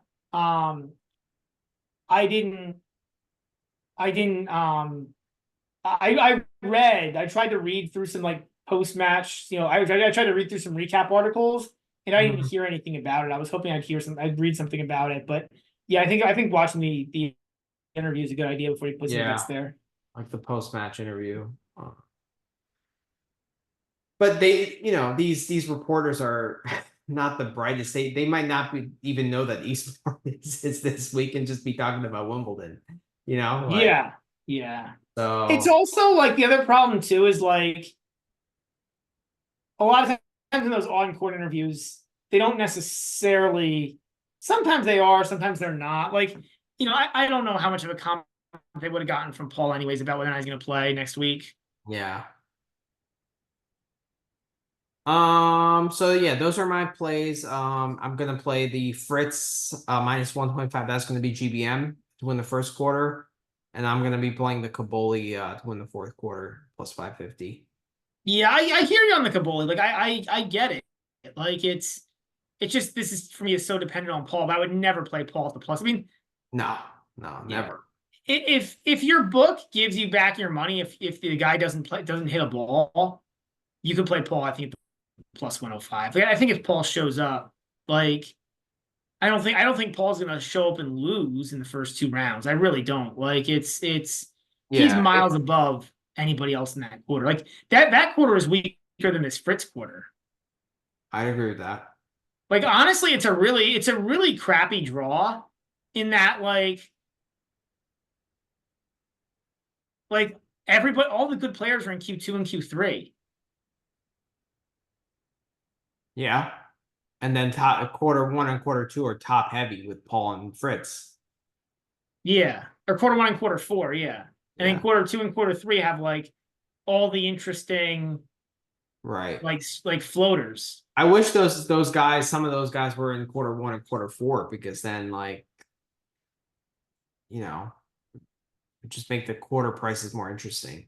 Now, what you could, I think the other interesting way to play this is if Paul withdraws, or if you hear something that makes you think Paul's really going to withdraw, Mm-hmm. taking somebody from that bottom half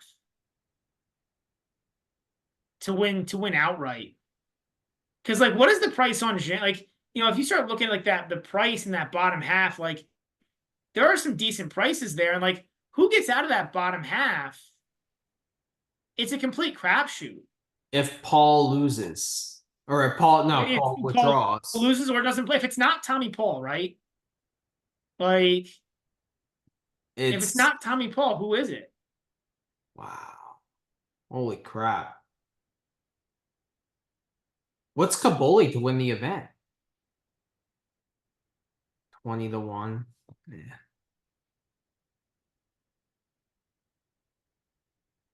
Shang is only 16 to 1.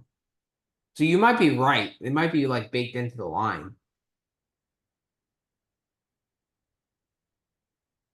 The Ellis baked into those top lines too. Like that's what I feel like. I feel like it's just like these lines are like it's like partially baked in, which is what it should be. Yeah.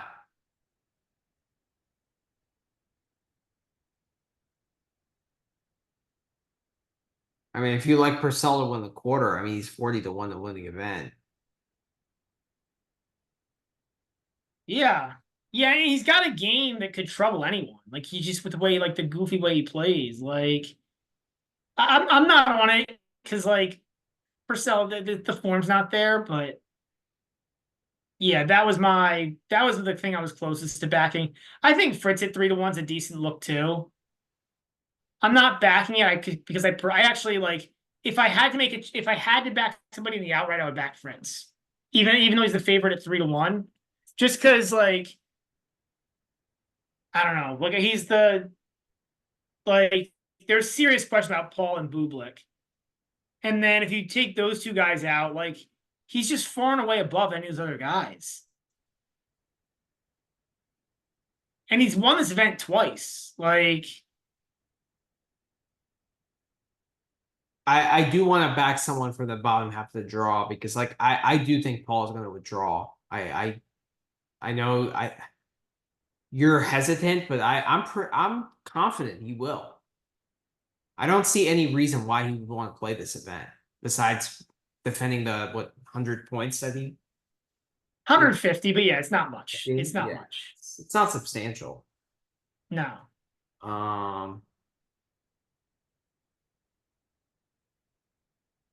Honestly, I'm probably going to sprinkle half a unit on Zhang and Kaboli to win the event at 16 to 1 and 20 to 1.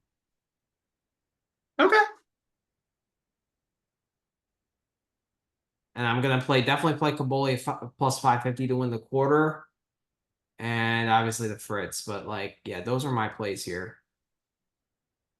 I mean, I think the interesting one, I know it's juice, but the minus 150 on the top half looks so good too, man. It Like does, if because this quarter is actually stacked, if you think about it, with Bublik margin. like the guy who comes out of the top half is going to be decent.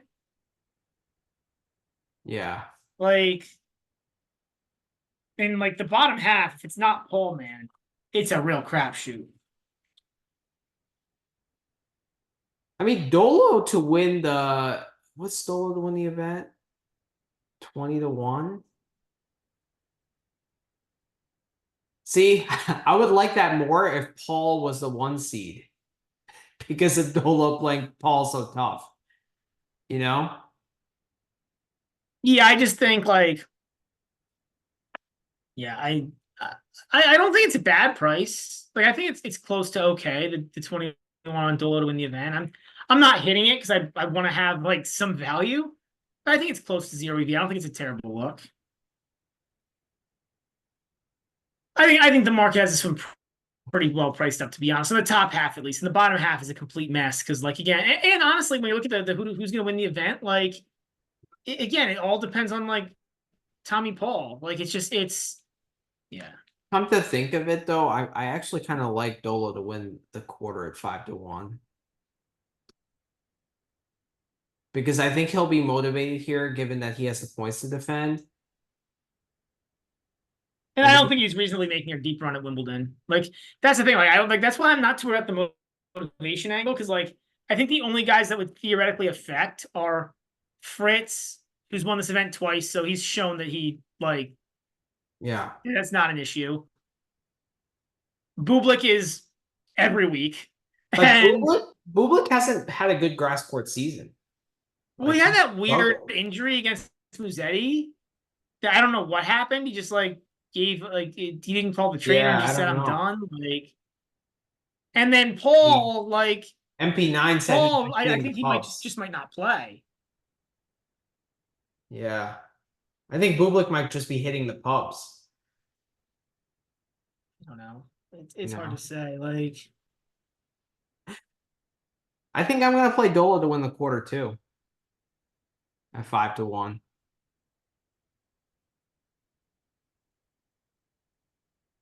I don't think it's a bad play. Like, I think it's like pretty close to zero EV. I'm not on it again because but yeah. All right, we're not going to go through all these matches, otherwise we'll be here till like 4 in the morning. But like, what do you like for the first round? My favorite pick is Billy Harris over Fernley. I really don't know why Fernley is priced at minus 165. I completely agree with you. That's like to me, that's GBM. I'll be putting it in parlays. Like, nice. Is that tomorrow? Yes, that's in 4 hours or 5 hours. All right, that's GBM for sure. All right. I mean, so just to talk a little bit more about this match, because I do think it's worth discussing. Fernley, he did win the Nottingham Challenger, but the only top 100 guy he played was Shang, and that was the match with that weird betting angle that or the weird betting that Sean Calvert discussed, where Shang like oddly went from like a substantial favorite of minus 150 or so, and I think he closed it like a significant dog. So that there's like he beat Shang, and other than that, he didn't beat anybody else in the top 150 in the world. Burnley's ranking for winning that Nottingham Challenger went from 525 in the world to 274. So he cut Well, ranking in let's half. be fair though, the 525 is a little artificially low.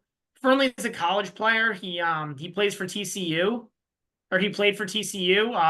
He was Mhm. ranked in the top 10 roughly in the NCAA. I think he finished the year ranked number 8. Um, but that's why his ranking is so low, because he was playing college matches, not pro. But that said, he's up against Billy Harris. So I Who saw made this the spread. quarters of Queens? Well, not only that, but I don't know if you remember last week when Harris lost to Musetti, the spread Yeah. was 2.5. Uh-huh. Now we've got Fernley as a juiced 1.5, basically a 2. Like, Is it, one thing I am concerned, is this a trap line? I mean, Fernley could win this match. I think Fernley is really good. I think like Fernley could win this match, but I I think there's value on Harris. Like he's a plus 135 dog. I think it should it maybe should be almost flipped. If like any plus money for me on Harris is good here. I tend to agree. I'm actually shocked to see this is the first time I'm seeing this line, so I'm actually surprised. I mean, Harris played Musetti pretty tough. He beat Pericard. He beat Echeverry. Charles Broom beat him. I mean, and Fernley beat Broom, but like it was a tight three-setter, right? In that. Uh I mean, Sam. Fernley had a good week at the Nottingham Challenger, no doubt, but like that's all this is based on. It's just 1 week. Like, and again, like even in college, he wasn't like it's not like he was the top. It's not like he like went undefeated and won the NCAA title. Like he was a top 10 player in the NCAA. He was really good. He had a lot of good matches against guys, some other top college players who are Yeah. like legitimate challenger level talents at least. Like he's not a complete scrub, but uh, I think this is Yeah. I think this is wrong. I tend to agree. Like quite wrong. I mean, again, like I said, Fernley lost 5 college matches this year. Like he's not, is he good? Sure. Is he like this line is pricing him like he's an ATP level guy. Yeah. Yeah. Purcell Jerry, I've got nothing. I think that's a pretty It's an well accurate set line. line. Jerry hasn't played on grass yet this year. Jerry's Yeah. not a very good grass court player in general, to Staying be honest. away. He's got a good serve, but Yeah. I'm he's a gonna clay stay away guy. from a lot more matches here. What? I'm gonna stay away from a lot more matches due to the high variance. Yeah. Shang Etch, I want no part of. I mean, I don't like these guys are both not good grass court players to start with. And not sure about Shang's health, so that's not interesting to me. Um, I'm gonna be on Dolo money line at plus 110. okay, I'm on the other side of that. I'm on the your own. Okay, interesting. What's your logic? Yep. So I was looking at your own stats. I'm gonna pull these up, just so I get them right. But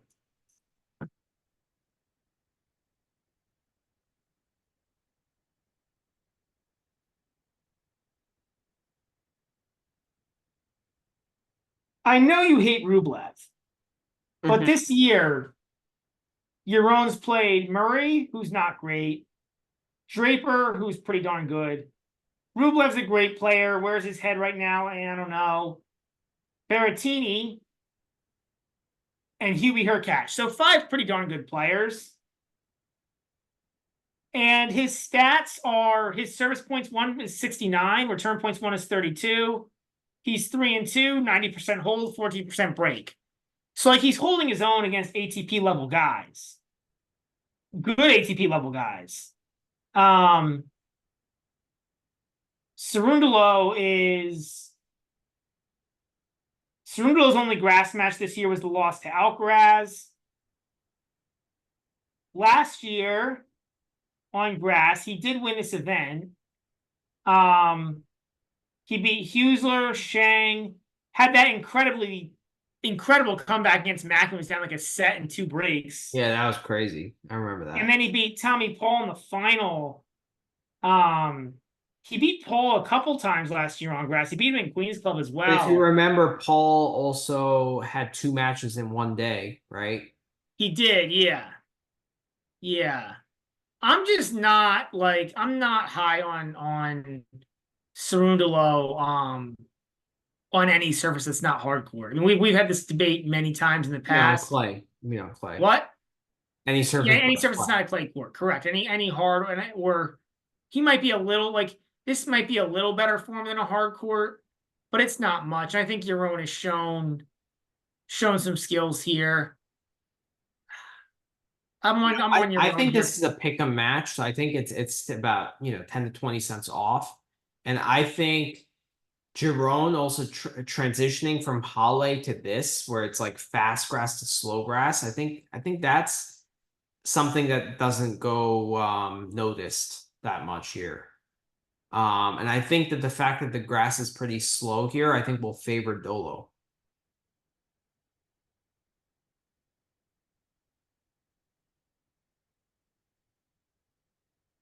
No? Okay. Okay. Yeah, I mean that makes some sense. Yeah, I mean I can see the logic there. It's probably not my favorite play. You make a lot of good points there in favor of Dolo, but I'll I think the line should be not flip-flop, but I think it should be like I think it should be pure pick, honestly. So I think it's 20 cents off. Okay. You know what? I'm gonna cancel out. I think you make a good point. I'm gonna cancel out. I'm no longer on your own. But I'm gonna. And both guys are mentally fragile, right? So I don't know. I don't know that I think Yaron's gotten a lot better with that. I don't think that Cerundolo is that mentally fragile. I'm not that worried about that side of it. I'm just I'm cashing out of my Yaron bet. I think that. okay. I think you're right. I don't. It's probably closer to the slow grass aspect. Yeah. I'm gonna stay away from it, but I'm not behind Dolo here. But again, you generally like Dolo more than I do on non-play surfaces. That's true. So I don't. Good point. That's a good point. We've talked about that a lot. As far as my other plays on Tuesday, I really love Fokina Sonego 3 sets. I was gonna say that's the only way I don't, but it's the only way I could see possibly playing that match. And I get it. Like the plus 130, it's pretty appetizing. Yeah, it's pretty appetizing. I make that GBM. I really like that. I really like that. Let me look at something. Two erratic guys. And slower grass court. I think the Sonego money line at plus 115 is appetizing too. I'm on a pretty hard Fokina fade right now. I disagree with that. I think like I said, I think the only thing that looks interesting to me here. Yeah, I had 3 sets is my favorite. It's not GBM for me, but I'll be on the plus 130 for the 3 sets. All right, fair. Yeah. I really like the Kaboli money line against Rinderneck at plus 115. So do I. That would be GBM for me. Nice. I like it. I think it's a pick a match. I don't think that Kaboli's that much better. I think Kaboli should be favored. I think this line should be flipped. So you're more extreme than I am. I think it should be a pick, which still makes Kaboli value. Okay. All right. I think Rinderneck is like a serve bot. And like Kaboli actually has skills. Like he has a really good forehand. Like I was impressed the way he held serve 6 times to get her to cash her +4 against Hubie. Like he's shown a lot to me. Like I really like what I've seen from Kaboli in the last couple of months. That I think that Geneva semifinal against Rude where he took him to 7-6 in the third. Like people don't talk about that one a lot. Like that was an impressive performance. Yeah, like I said, I'm with you on it, and it would be GBM for me. Rinderknecht is very one-dimensional, and he's a choke artist Yeah, on top of it. So like if yeah. this match gets tight, I can see Kabuli like breaking him and then coming back. And like I really love that play. Plus 115 is fantastic. The Plus only thing is, yeah, I mean, yeah. on the futures market, they're both plus 550 to win the quarter. Yet Kabuli is a dog here. Like it doesn't make any sense. Yeah, it's a little bit. You'll see that sometimes based on how the market thinks they'll do against other guys. I guess. Yeah. Like based like what are the matchups like? But this is pretty wide to be considering that. I agree with you. Okay. Yeah, I think I like Flavio here, but it's yeah, it's I like him. I agree. Nori Rusabori, I think the line is pretty accurate. Yeah, I think so too. It's I just have no idea what Rusevori is gonna show up. Mm-hmm. McCabe and Vilch, we talked about that a little bit before. I'm not on it. I'm tempted to back McCabe here, but I don't know, man. Like Wilch is just a better player. Like, Right. Yeah, I'm gonna stay away. Brody, Yoshi. I actually like Brody hasn't played in 4 months. I think it's 4 months. He had an ankle injury and then he had a concussion. He tripped and fell on his car boot and got a concussion. So But has Yoshi played on grass this year? I don't think yeah, so. he qualified. Oh, all right. Like I'd want to back Brody here, but I don't know, man. Yeah, too many I don't questions. like the idea of coming off a concussion, like Me neither. in an ankle injury. That just seems like a bad Who did combination. Yoshi beat in qualifying? Anyone? I Someone think decent? I think actually it might have been decent. Let me see.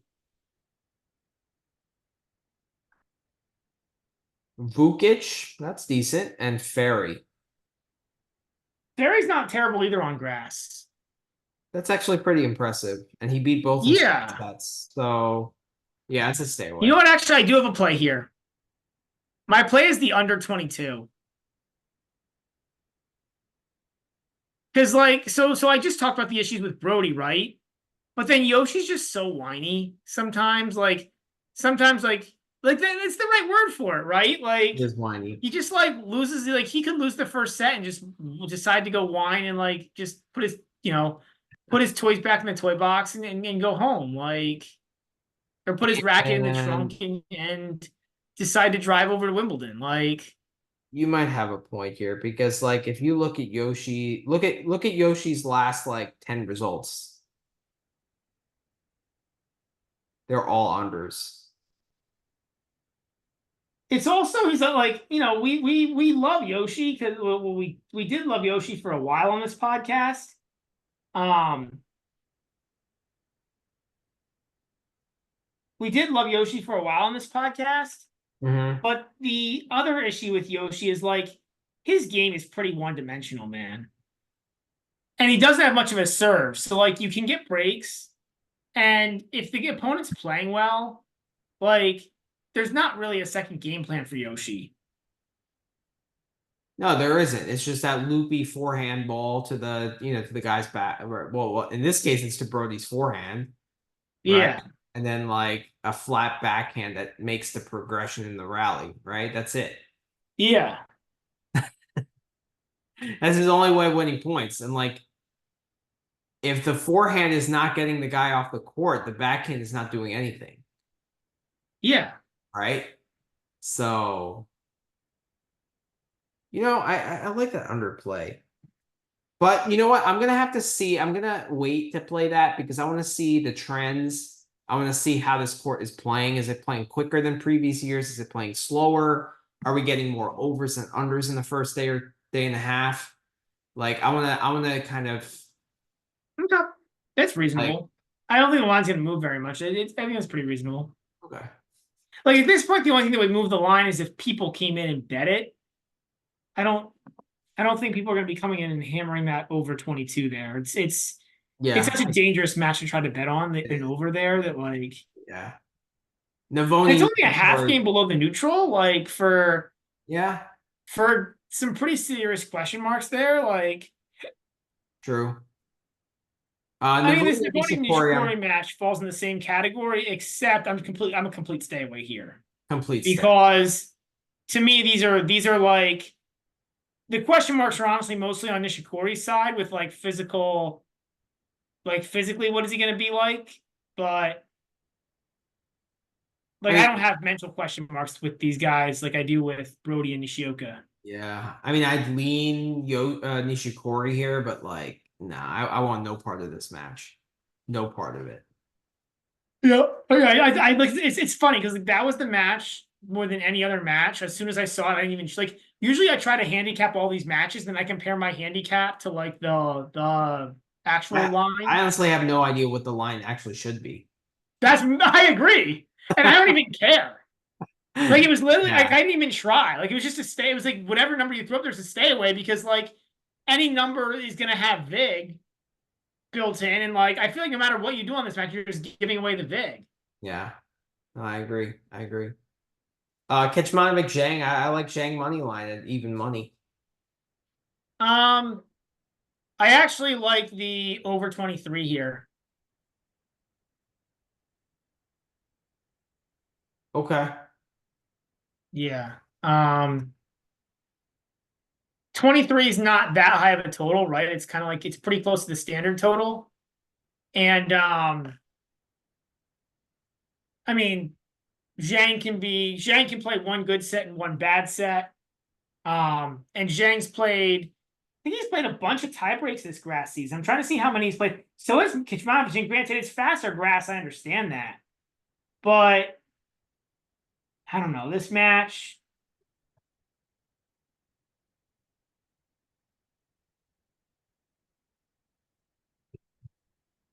Zhang's gone over 23 every, or sorry, he's gone over. Yeah, he's But gone keep in 23 mind, or it's different. over. It's different grass. He just played in Halle, right? Like this is gonna be different.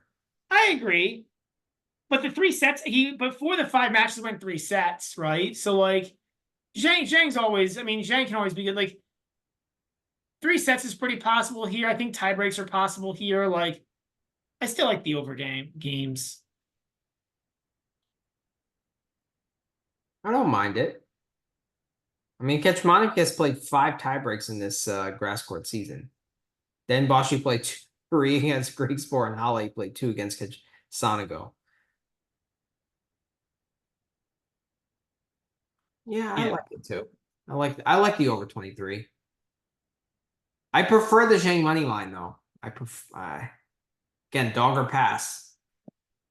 I guess that's kind of why I think the Zhang money line is fine too. Um, but I kind of like I would like I'd be a lot more excited about if it was plus money. It's just like yeah, I don't know. Again, it's like the dog or pass, right? Like even money's not really a dog. It is, but it's not. Like Hmm. Yeah. All right. So recap of our plays here in Eastbourne. So Billy Harris money line. That's GBM, right? Plus yep, 135. Purcell Jerry. Were you on anything? nope. Stay away. Stay away from me I have too. nothing else for tomorrow here. And then the Okay. Tuesday plays are going to be I'm Sonigo on I'm over on two and a Dolo half money sets. line at plus 110. Oh, that's right. You have that one. Yep. Sorry. I cut you off there. For Tuesday, I'm on Fokina Sonigo 3 sets at plus 130. Me It's too. not GBM though. That's not GBM. Kaboli money line could be, but not not the three sets there. Okay, I'm all over Kabuli. So if you want to make that GBM, that's cool with me. I'm staying away from Nori Rusevori, staying away from McCabe Wilch, staying away from Brody Yoshi. I'm on the under there. Okay, I got to think about that one. I might tell you, but that's not going to be GBM. Um, Navoni Nishikori, we're both staying away. And I'm on the Zhang money line. You're on the over 23. Yep. All right. Sounds good. All right, let's go to Nadal's hometown, Mallorca. Yeah, just give me a minute here. I'm gonna put in a couple of bets. All right. I'm adding my I'm adding the second unit to the Fritz futures. Oh yeah, Fritz Futures. That's going to be GBM too. Yeah, Yep. let's go. Let's go, grass lore. Gray lore. Grass lore. Gray lore. It's grass and clay. Gray lore. Oh man. We can flip up over to Mallorca now. Yeah. Relatively newish event on the ATP tour. Very crappy event. Honestly, this event should go. Like this event just is stupid. Yeah, I think the Bet Rivers guys like this event. Well, it's probably like, oh yeah, they love it. Oh yeah, Sean Calvert was so happy in his hotel room that didn't have any Wi-Fi today. Yeah, I think this is the last year for this event anyway. That's good because this event is like this event is probably like a bottom 5 event. Like in terms of like it just being like it's just like it's Yeah, any event that Chris Eubanks wins is it's a bottom five. well, I mean, so no, I mean, but honestly, if you look at the 3 champions here, right, it's Eubanks, Medvedev, and Tsitsipas. Like Eubanks is fine, I get it. It's like a lot of that's because it's a week draw. It's the week before Slam, fine. But the fact that like Tsitsipas and Medvedev have won this event is just weird. Right. Yeah. Like, so yeah, but then so why is this tournament weird, right? It's this grass is weird, man. I also think it might be a different grass than that's at the other events. Like Would you say it's weirder than Newport? Newport's weird for a different reason. Yeah, Newport's weird too, but Newport's like the timing of it is weird. Newport the time and like Newport's a town. Like it's not like a like compared to where these other events are played. Like I guess Eastbourne's not like a huge city either, but like it's very weird that like Newport gets a tournament. Like I know why because of where the Hall of Fame is, but like the other cities that get like tournaments in the U.S. are like major cities. Like Newport's not a major city. No, it's not. Yeah, I've been there many times. I'm like 45 minutes away. So Yeah, yeah, it's just weird and like like I don't know. I feel like if they want to sell tennis, like put a tournament in Los Angeles. Like I know they have Indian Wells, but like put a tournament like close to Los Angeles. Put a tournament close to San Francisco. Put a tournament like put an indoor tournament in Chicago. I mean, like I never really understood the reason behind putting the International Tennis Hall of Fame in Newport, Rhode Island. Honestly, of all places, but yeah. All right, so this tournament, it's a weird grass. I think it's pretty slow, honestly. I'd say it's more the medium pace. Like the thing here is like the players say it's pretty quick, but it's also because like it tends to be hotter. But this week it's not going to be as hot, so maybe it will be a little slower. Also because like it's this grass on top of like a clay surface underneath. Mm-hmm. Like there's more bounce, and there was definitely like I watched the Carreno Busta Baena match today. There were some bad bounces. Like Yeah, so according to Nishikori, pro Nishikori, 75.6% points won on first serve, 84.9% service games held, 0.6 aces per game, and 0.24 tie breaks per set. So it's the 4th ranked tournament in terms of speed in the last 2 years. Forecast indicates very variable weather for the first week. Mix of clouds and clear skies with intermittent rain possible. It's pretty warm. Wind can be a big deal at this event. Yeah. Yep. The other thing is if you read his player quotes in that article, you'll like it's a weird bounce because it's the grass on the clay. The ball bounce.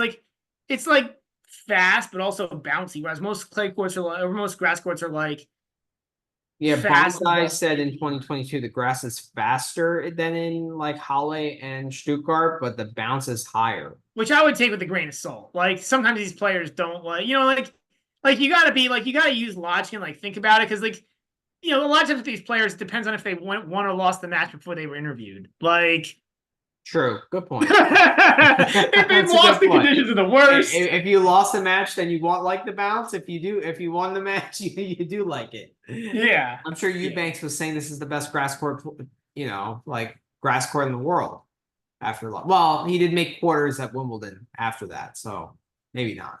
But yeah, I mean, the fact that it's so weird and it's so different than Wimbledon, like just like basically proves it should be off the calendar. Yeah. And it's funny because every other grass tournament that's played, like the baseline is going to be worn out, right? At the end of the week. But this one, it's going to be green. Right? Have you noticed that? Like it just stays the A same. little more so. I mean, a little bit, but yeah, it'll wear down a little. Like definitely like less so than the other events. It's a weird event, man. You can tell it's a different grass. So let's go over the draw here. So we got Shelton. He's the number 1 seed, which I guess shows how weak this draw is. He'll play the winner of Nardi and Hijikata, Rinky. It's funny because we did talk about Rinky versus Shelton in our comparisons. and now they'll probably play, yeah. Yeah. Then we got Paul Jubb, a qualifier, will play Matthias Martyr, another qualifier, and that winner will play It's Maximilian Martyr. Oh, Maximilian. Okay, yep. Maximilian. And then Hompman and Walton. So there's no other seed here, so I guess Walton. Thompson was the other seed, I think, and he had to withdraw. Okay.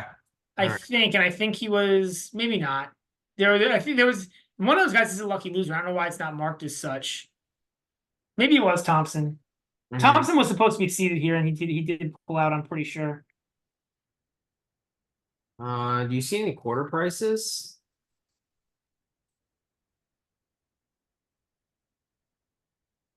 Oh no, if you just go to all tennis futures, like sometimes the Mallorca isn't properly like listed.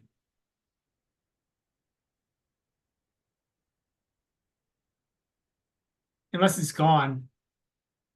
Oh, it is gone. Look at that. That's sad. Oh, they took it off. It probably because they probably just realized that Thompson withdrew or something. Oh, that's sad. All right. Let me see if I can find anything on like Bet365. Yeah.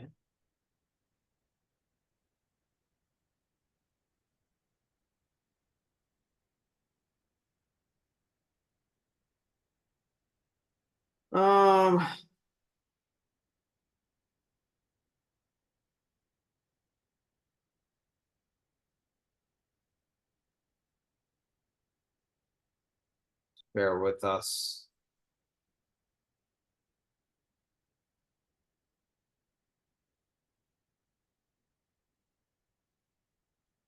Yeah, I can confirm it was Thompson withdrew. Oh, so that's why you have they have to adjust the entire odds. Yeah, because Thompson was actually the third favorite. Oh, okay. Yeah, he was like 7-1. Okay. Yeah. But like, okay, so what price would you need on like Rinky to win the quarter?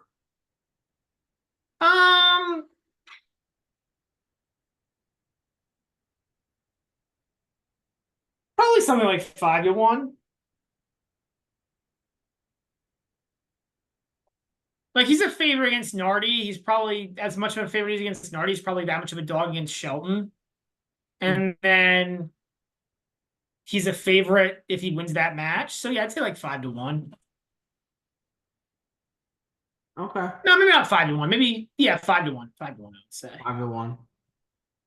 He was 16-1 to win the event before. I actually put there were futures up last night before Thompson pulled out. I actually put a couple of plays down for the outright. I didn't see the quarter prices. What were those plays? The plays, we'll get it. They're in the bottom half. Okay. All right. Shelton was the favorite. He was like 4. I would never play Shelton on any. Shelton was the favorite. He was like 400, 450. Which to me is just terrible. Like there's nothing good there. Sean Calvert is on Rinky at 16. I think it's an okay price. I don't think it's great. Like, I don't know if Rinky has the weapons to actually win an ATP event. Like Yeah. that means you have to win I, 5 matches in a row. Like, yeah, it's a lot to ask. also the other piece of this too is like with the way this clay court bouncing higher, I feel like that's not as good for Rinky. I Like I think he feel needs like a he'd fast rather have it court. He skid. needs like help to, through the court. And he's only 5'10". Like he's short. Like I think he will. Like you want. I think you want taller guys. Like and like also the kind of the takeaway I had here is like I think you want guys with a serve. So if you look at the three winners, right? It's Eubanks. Medvedev and Tsitsipas, both all guys that are taller who have good serves, right? Yeah. Yeah. Manarino's done well here. Another year he's done really well. Another obviously I think Eubanks had a couple good years. Or no, Eubanks only had the one, but Manarino I think has had 2 good years here, like a semis and a final maybe. But he's another guy like he has a decent serve. Um, Mhm. yeah. But anyways, my thought was that was my thought. Like, I mean, Sean's bet looks better now that that Thompson is out. yes, yeah. Right? So, But even with let's Thompson out, I don't think I like it. I don't think 20. Like if it was like 20 or 25, I'd be more interested in Rinky. Like I think it's like there's a hmm, price I would play Rinky at, but it's just not like it's probably 5-1 to win the court and like 25-1, if not a little higher to win the event. I agree with that. Manarino and then next quarter, Manarino will play Alex Michelson. That's a rematch of the Newport final, actually. Munar and Offner, and that winner will play Pedro Martinez and Luciano Darderi. Uh, I guess since there are no quarter prices, we'll just keep going through the draw. So Eubanks will play Jakub Mensik. Has Mensik played a grass court match this season? I don't think so. Yeah, I can't remember. He was hurt.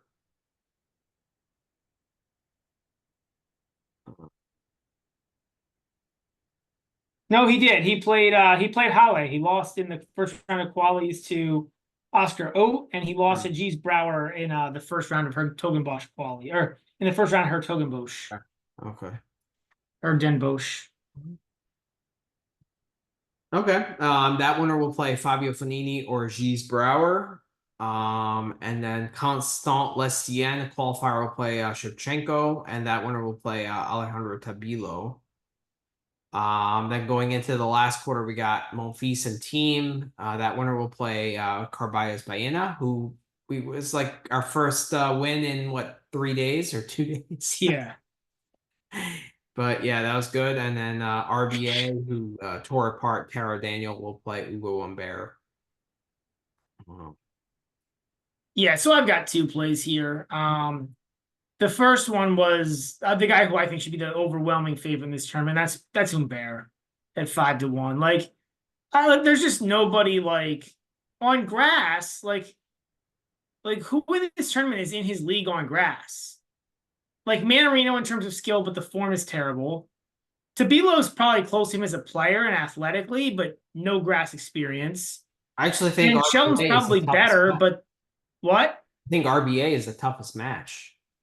Oh, in the quarter for sure. The draw's a joke. Like he has RBA and then RCB Monfils team. Like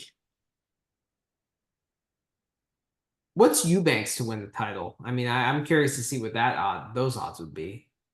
Eubanks to repeat roughly. I mean, Bet Rivers had it at 850.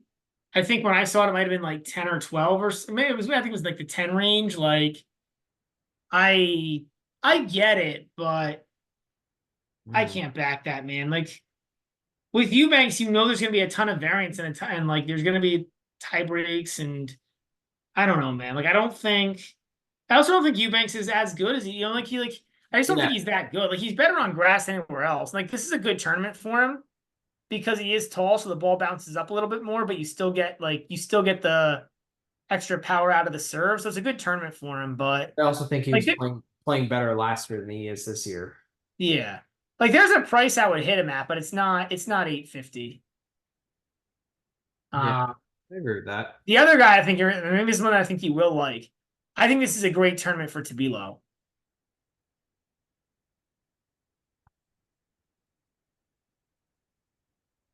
Like the fact that he doesn't have grass experience maybe doesn't matter as much here because like this is it's just so different, you know. It's just What different, you price did you know. get it at though? 16.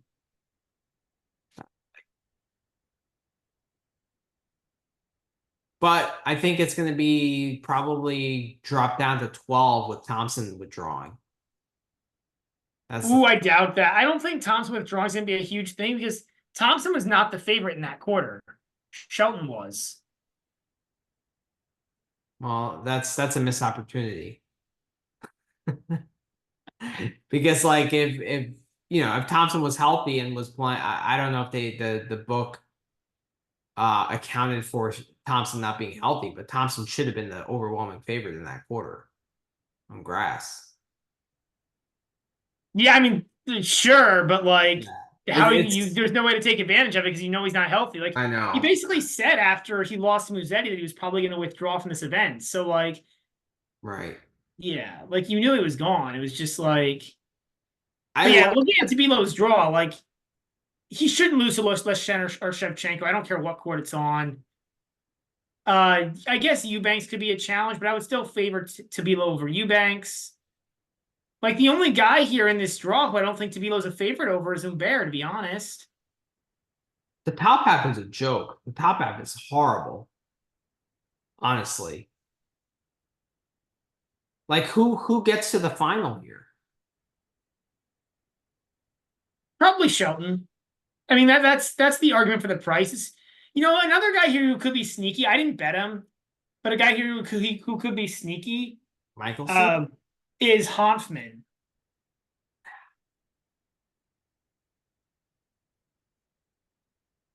Like a little more bounce. He still like the serve still plays up. Honestly, I prefer Michelson's chances over Hoffman. I don't know here, man. I don't know.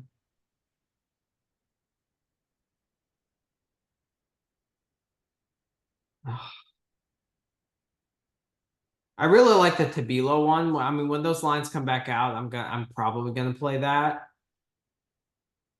Um, Yeah, I like the Humbert, the Tabilo, and the bottom half. I think the bottom half was the underdog here. It was minus 105. wow. That's probably gonna be changed with Thompson withdrawing though. You would think. But then again, if Shelton was a favorite to win that quarter, maybe not. So, I mean, I would play that at anywhere like minus 130 or better. Like Right? Like I agree with you. I think the bottom half is I way mean, tougher. honestly, You got it's just generally not a great draw. You know, is my takeaway. Like I think the guys who have a reasonable chance of winning this event are Shelton. I disagree. I don't think Sheldon has any chance to win this event. Like, I think I would never back him at three as a favorite at 450, but I think he could win this event. Like, I think Eubanks, Tabilo, Humbert. I would almost argue Michelson and Monterino have better chances than Shelton to win the event. Manarino's form has been so awful. Yeah, it's been so right. It's I been so can't agree with that. And I will back Michelson as any plus money dog against Monterino. Yeah. Again, like it's just because I look at that, like I don't know. It's not because I love Shelton. Like that's I'm not betting Shelton, but my like I give you my picks. My picks are Humbert. Like I think Humbert is by far the best grass quarter in this draw. Maybe not by far, but I think he's the best grass quarter in this draw. You're getting 5-1, and I think Tabilo is probably the second best player. Like I would say Thompson's the second best player here, but now that he's gone, I would say Tabilo is probably the second best player, and he's 16.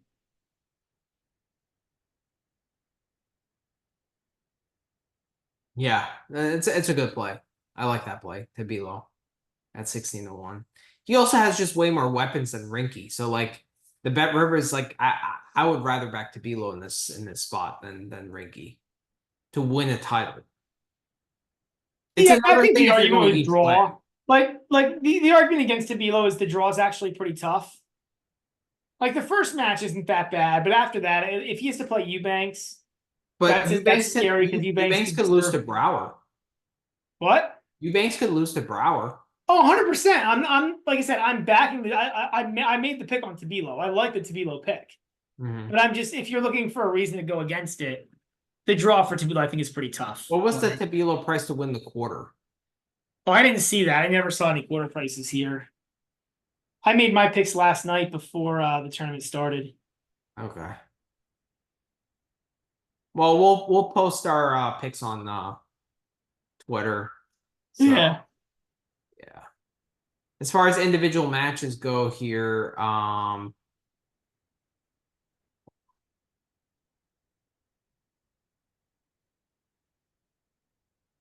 yeah, Wimbledon qualies starts tomorrow as well. What catches your eye? Nothing on Nardi Rinky. I mean, I think Rinky should win that match, but the book is saying that. I'm probably gonna lay the 2.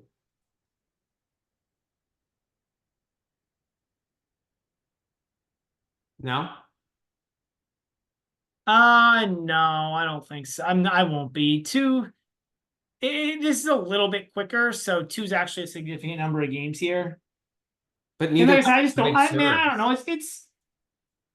It's it shouldn't be, but it's hard for me to back Rinky. Okay. Um, I'm tempted to play Fognini at 2-1 against Brower. Like Fognini was fine on like the problem with Fognini is he hasn't played on grass, I think, in 2 years. But this event is weird, so maybe it doesn't matter as much.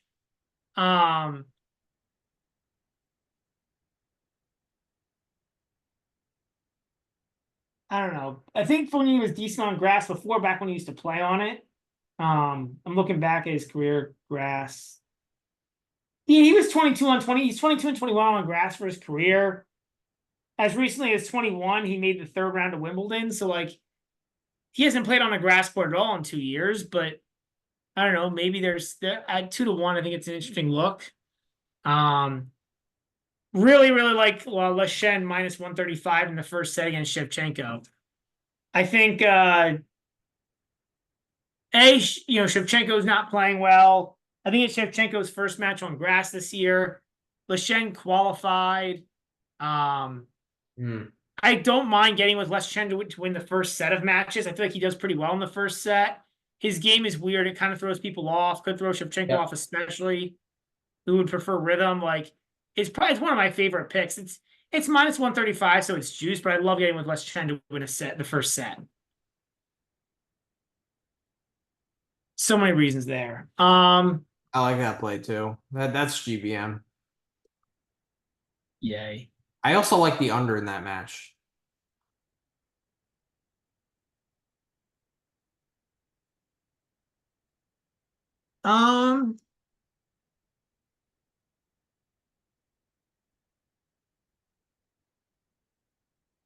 No. Some more stuff. I don't know that necessarily. I mean, yeah, the under could be okay too. Nothing on Darjiri Martinez. Nothing on Munar Offner. No interest in Monfils' team. Really? I'm laying the 3 with Monfils.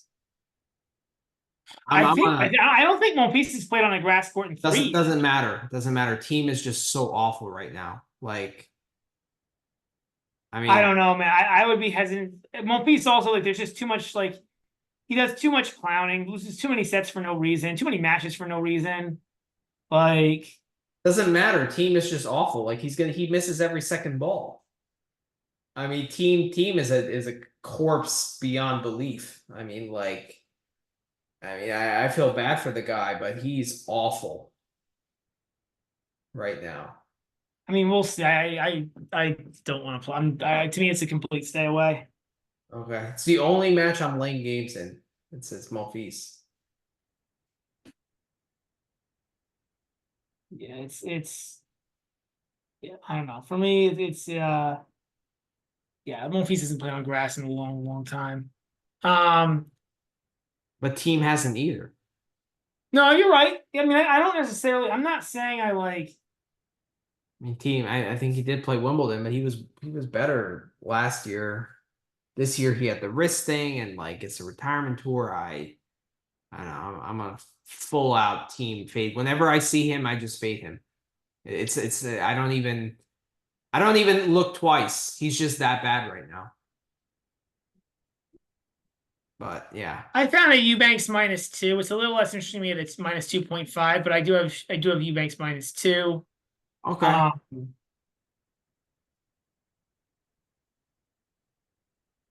Yeah, I kind of like that. Given Mensik's like unfamiliarity with the grass.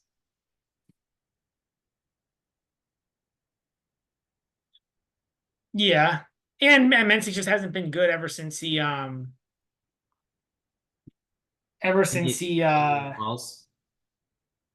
yeah, yeah. Yeah. And then nothing on Judd Martyr.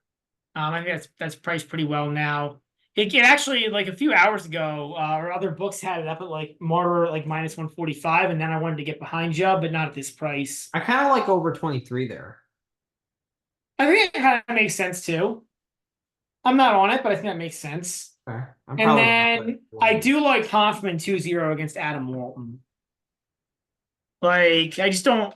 I think this is a better event You're for higher Hoffman on than Hoffman than Walton. I am. I'm not really high on Hoffman. I get it. I would be on the Hoffman side over Walton, but like, I can't get there. For me, I'm staying away there. Ooh, you can get Adam Walton to win under 0.5 sets at +1 or at +150. So Hoffman 2-0 at plus 150. Yeah.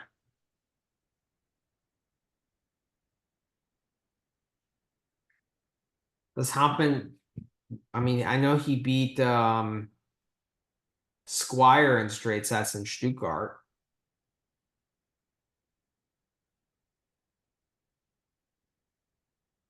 Let's see. Yeah, Hoffman on grass beat Squire 3-3, lost to TFO 5-6. Hoffman beat Walton 2-3 in Halle last week, Oh wow.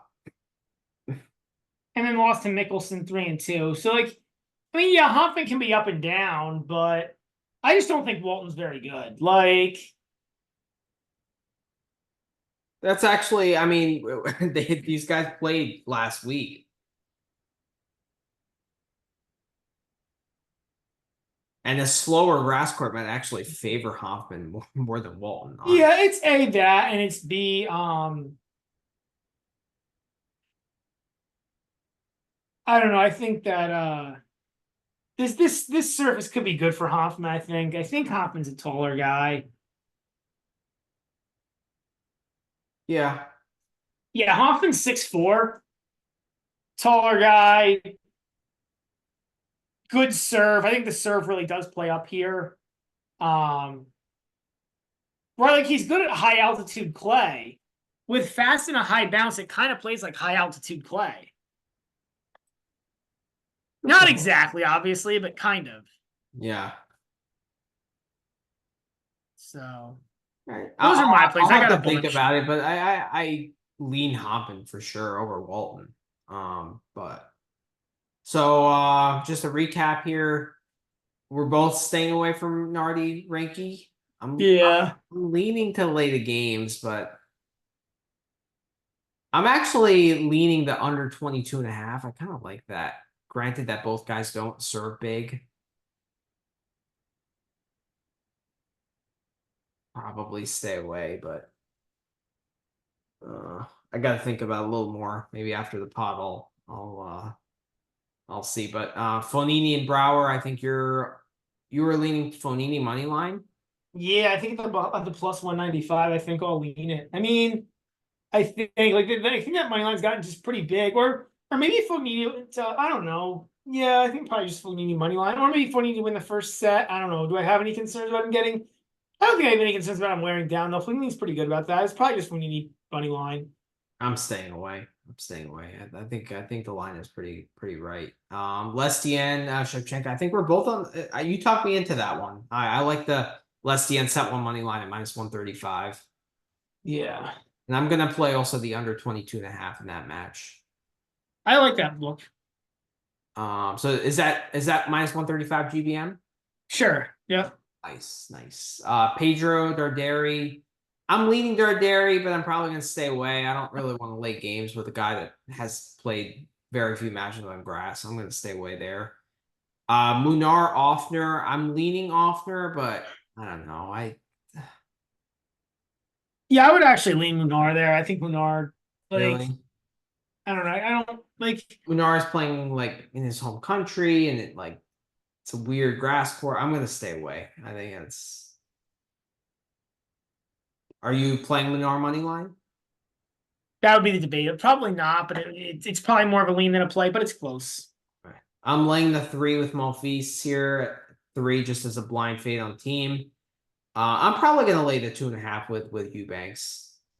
Uh, but I gotta think about it a little more. I'm probably gonna play the Jub Martyr over 23.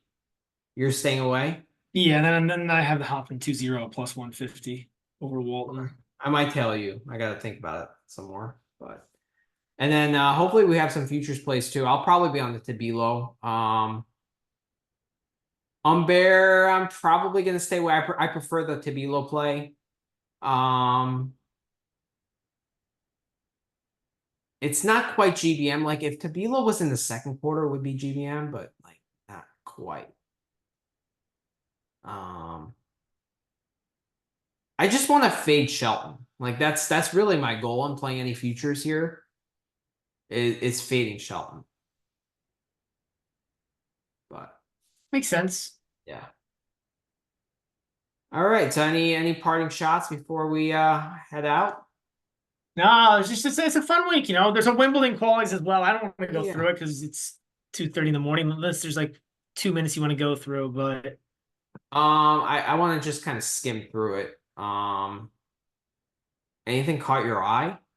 I didn't even look at it to be honest. Like, there's what 32 matches. I guess I can take a quick peek. I kind of like the +4 with Blanchett against Pericard.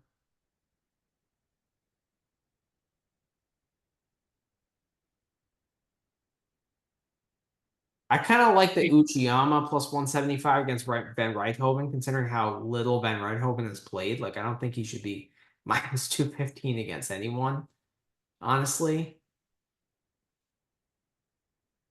That would be a lean.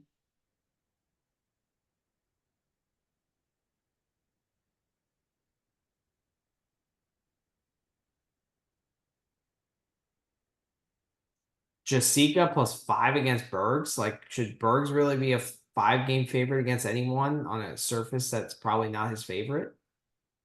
Yeah, I don't know.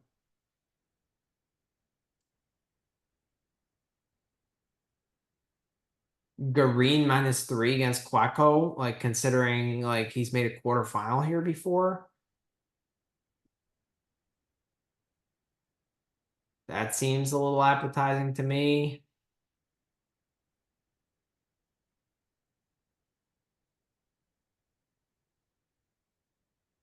I love fading Cressy, but he's a dog against Usler.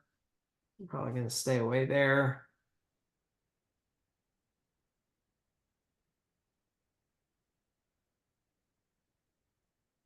Yeah, I don't think I have anything. I mean, if I wanted to look through it, I could probably find something. But I took a quick peruse. Nothing came out like within 2 minutes, and I have enough bets on this stuff tomorrow to keep me occupied.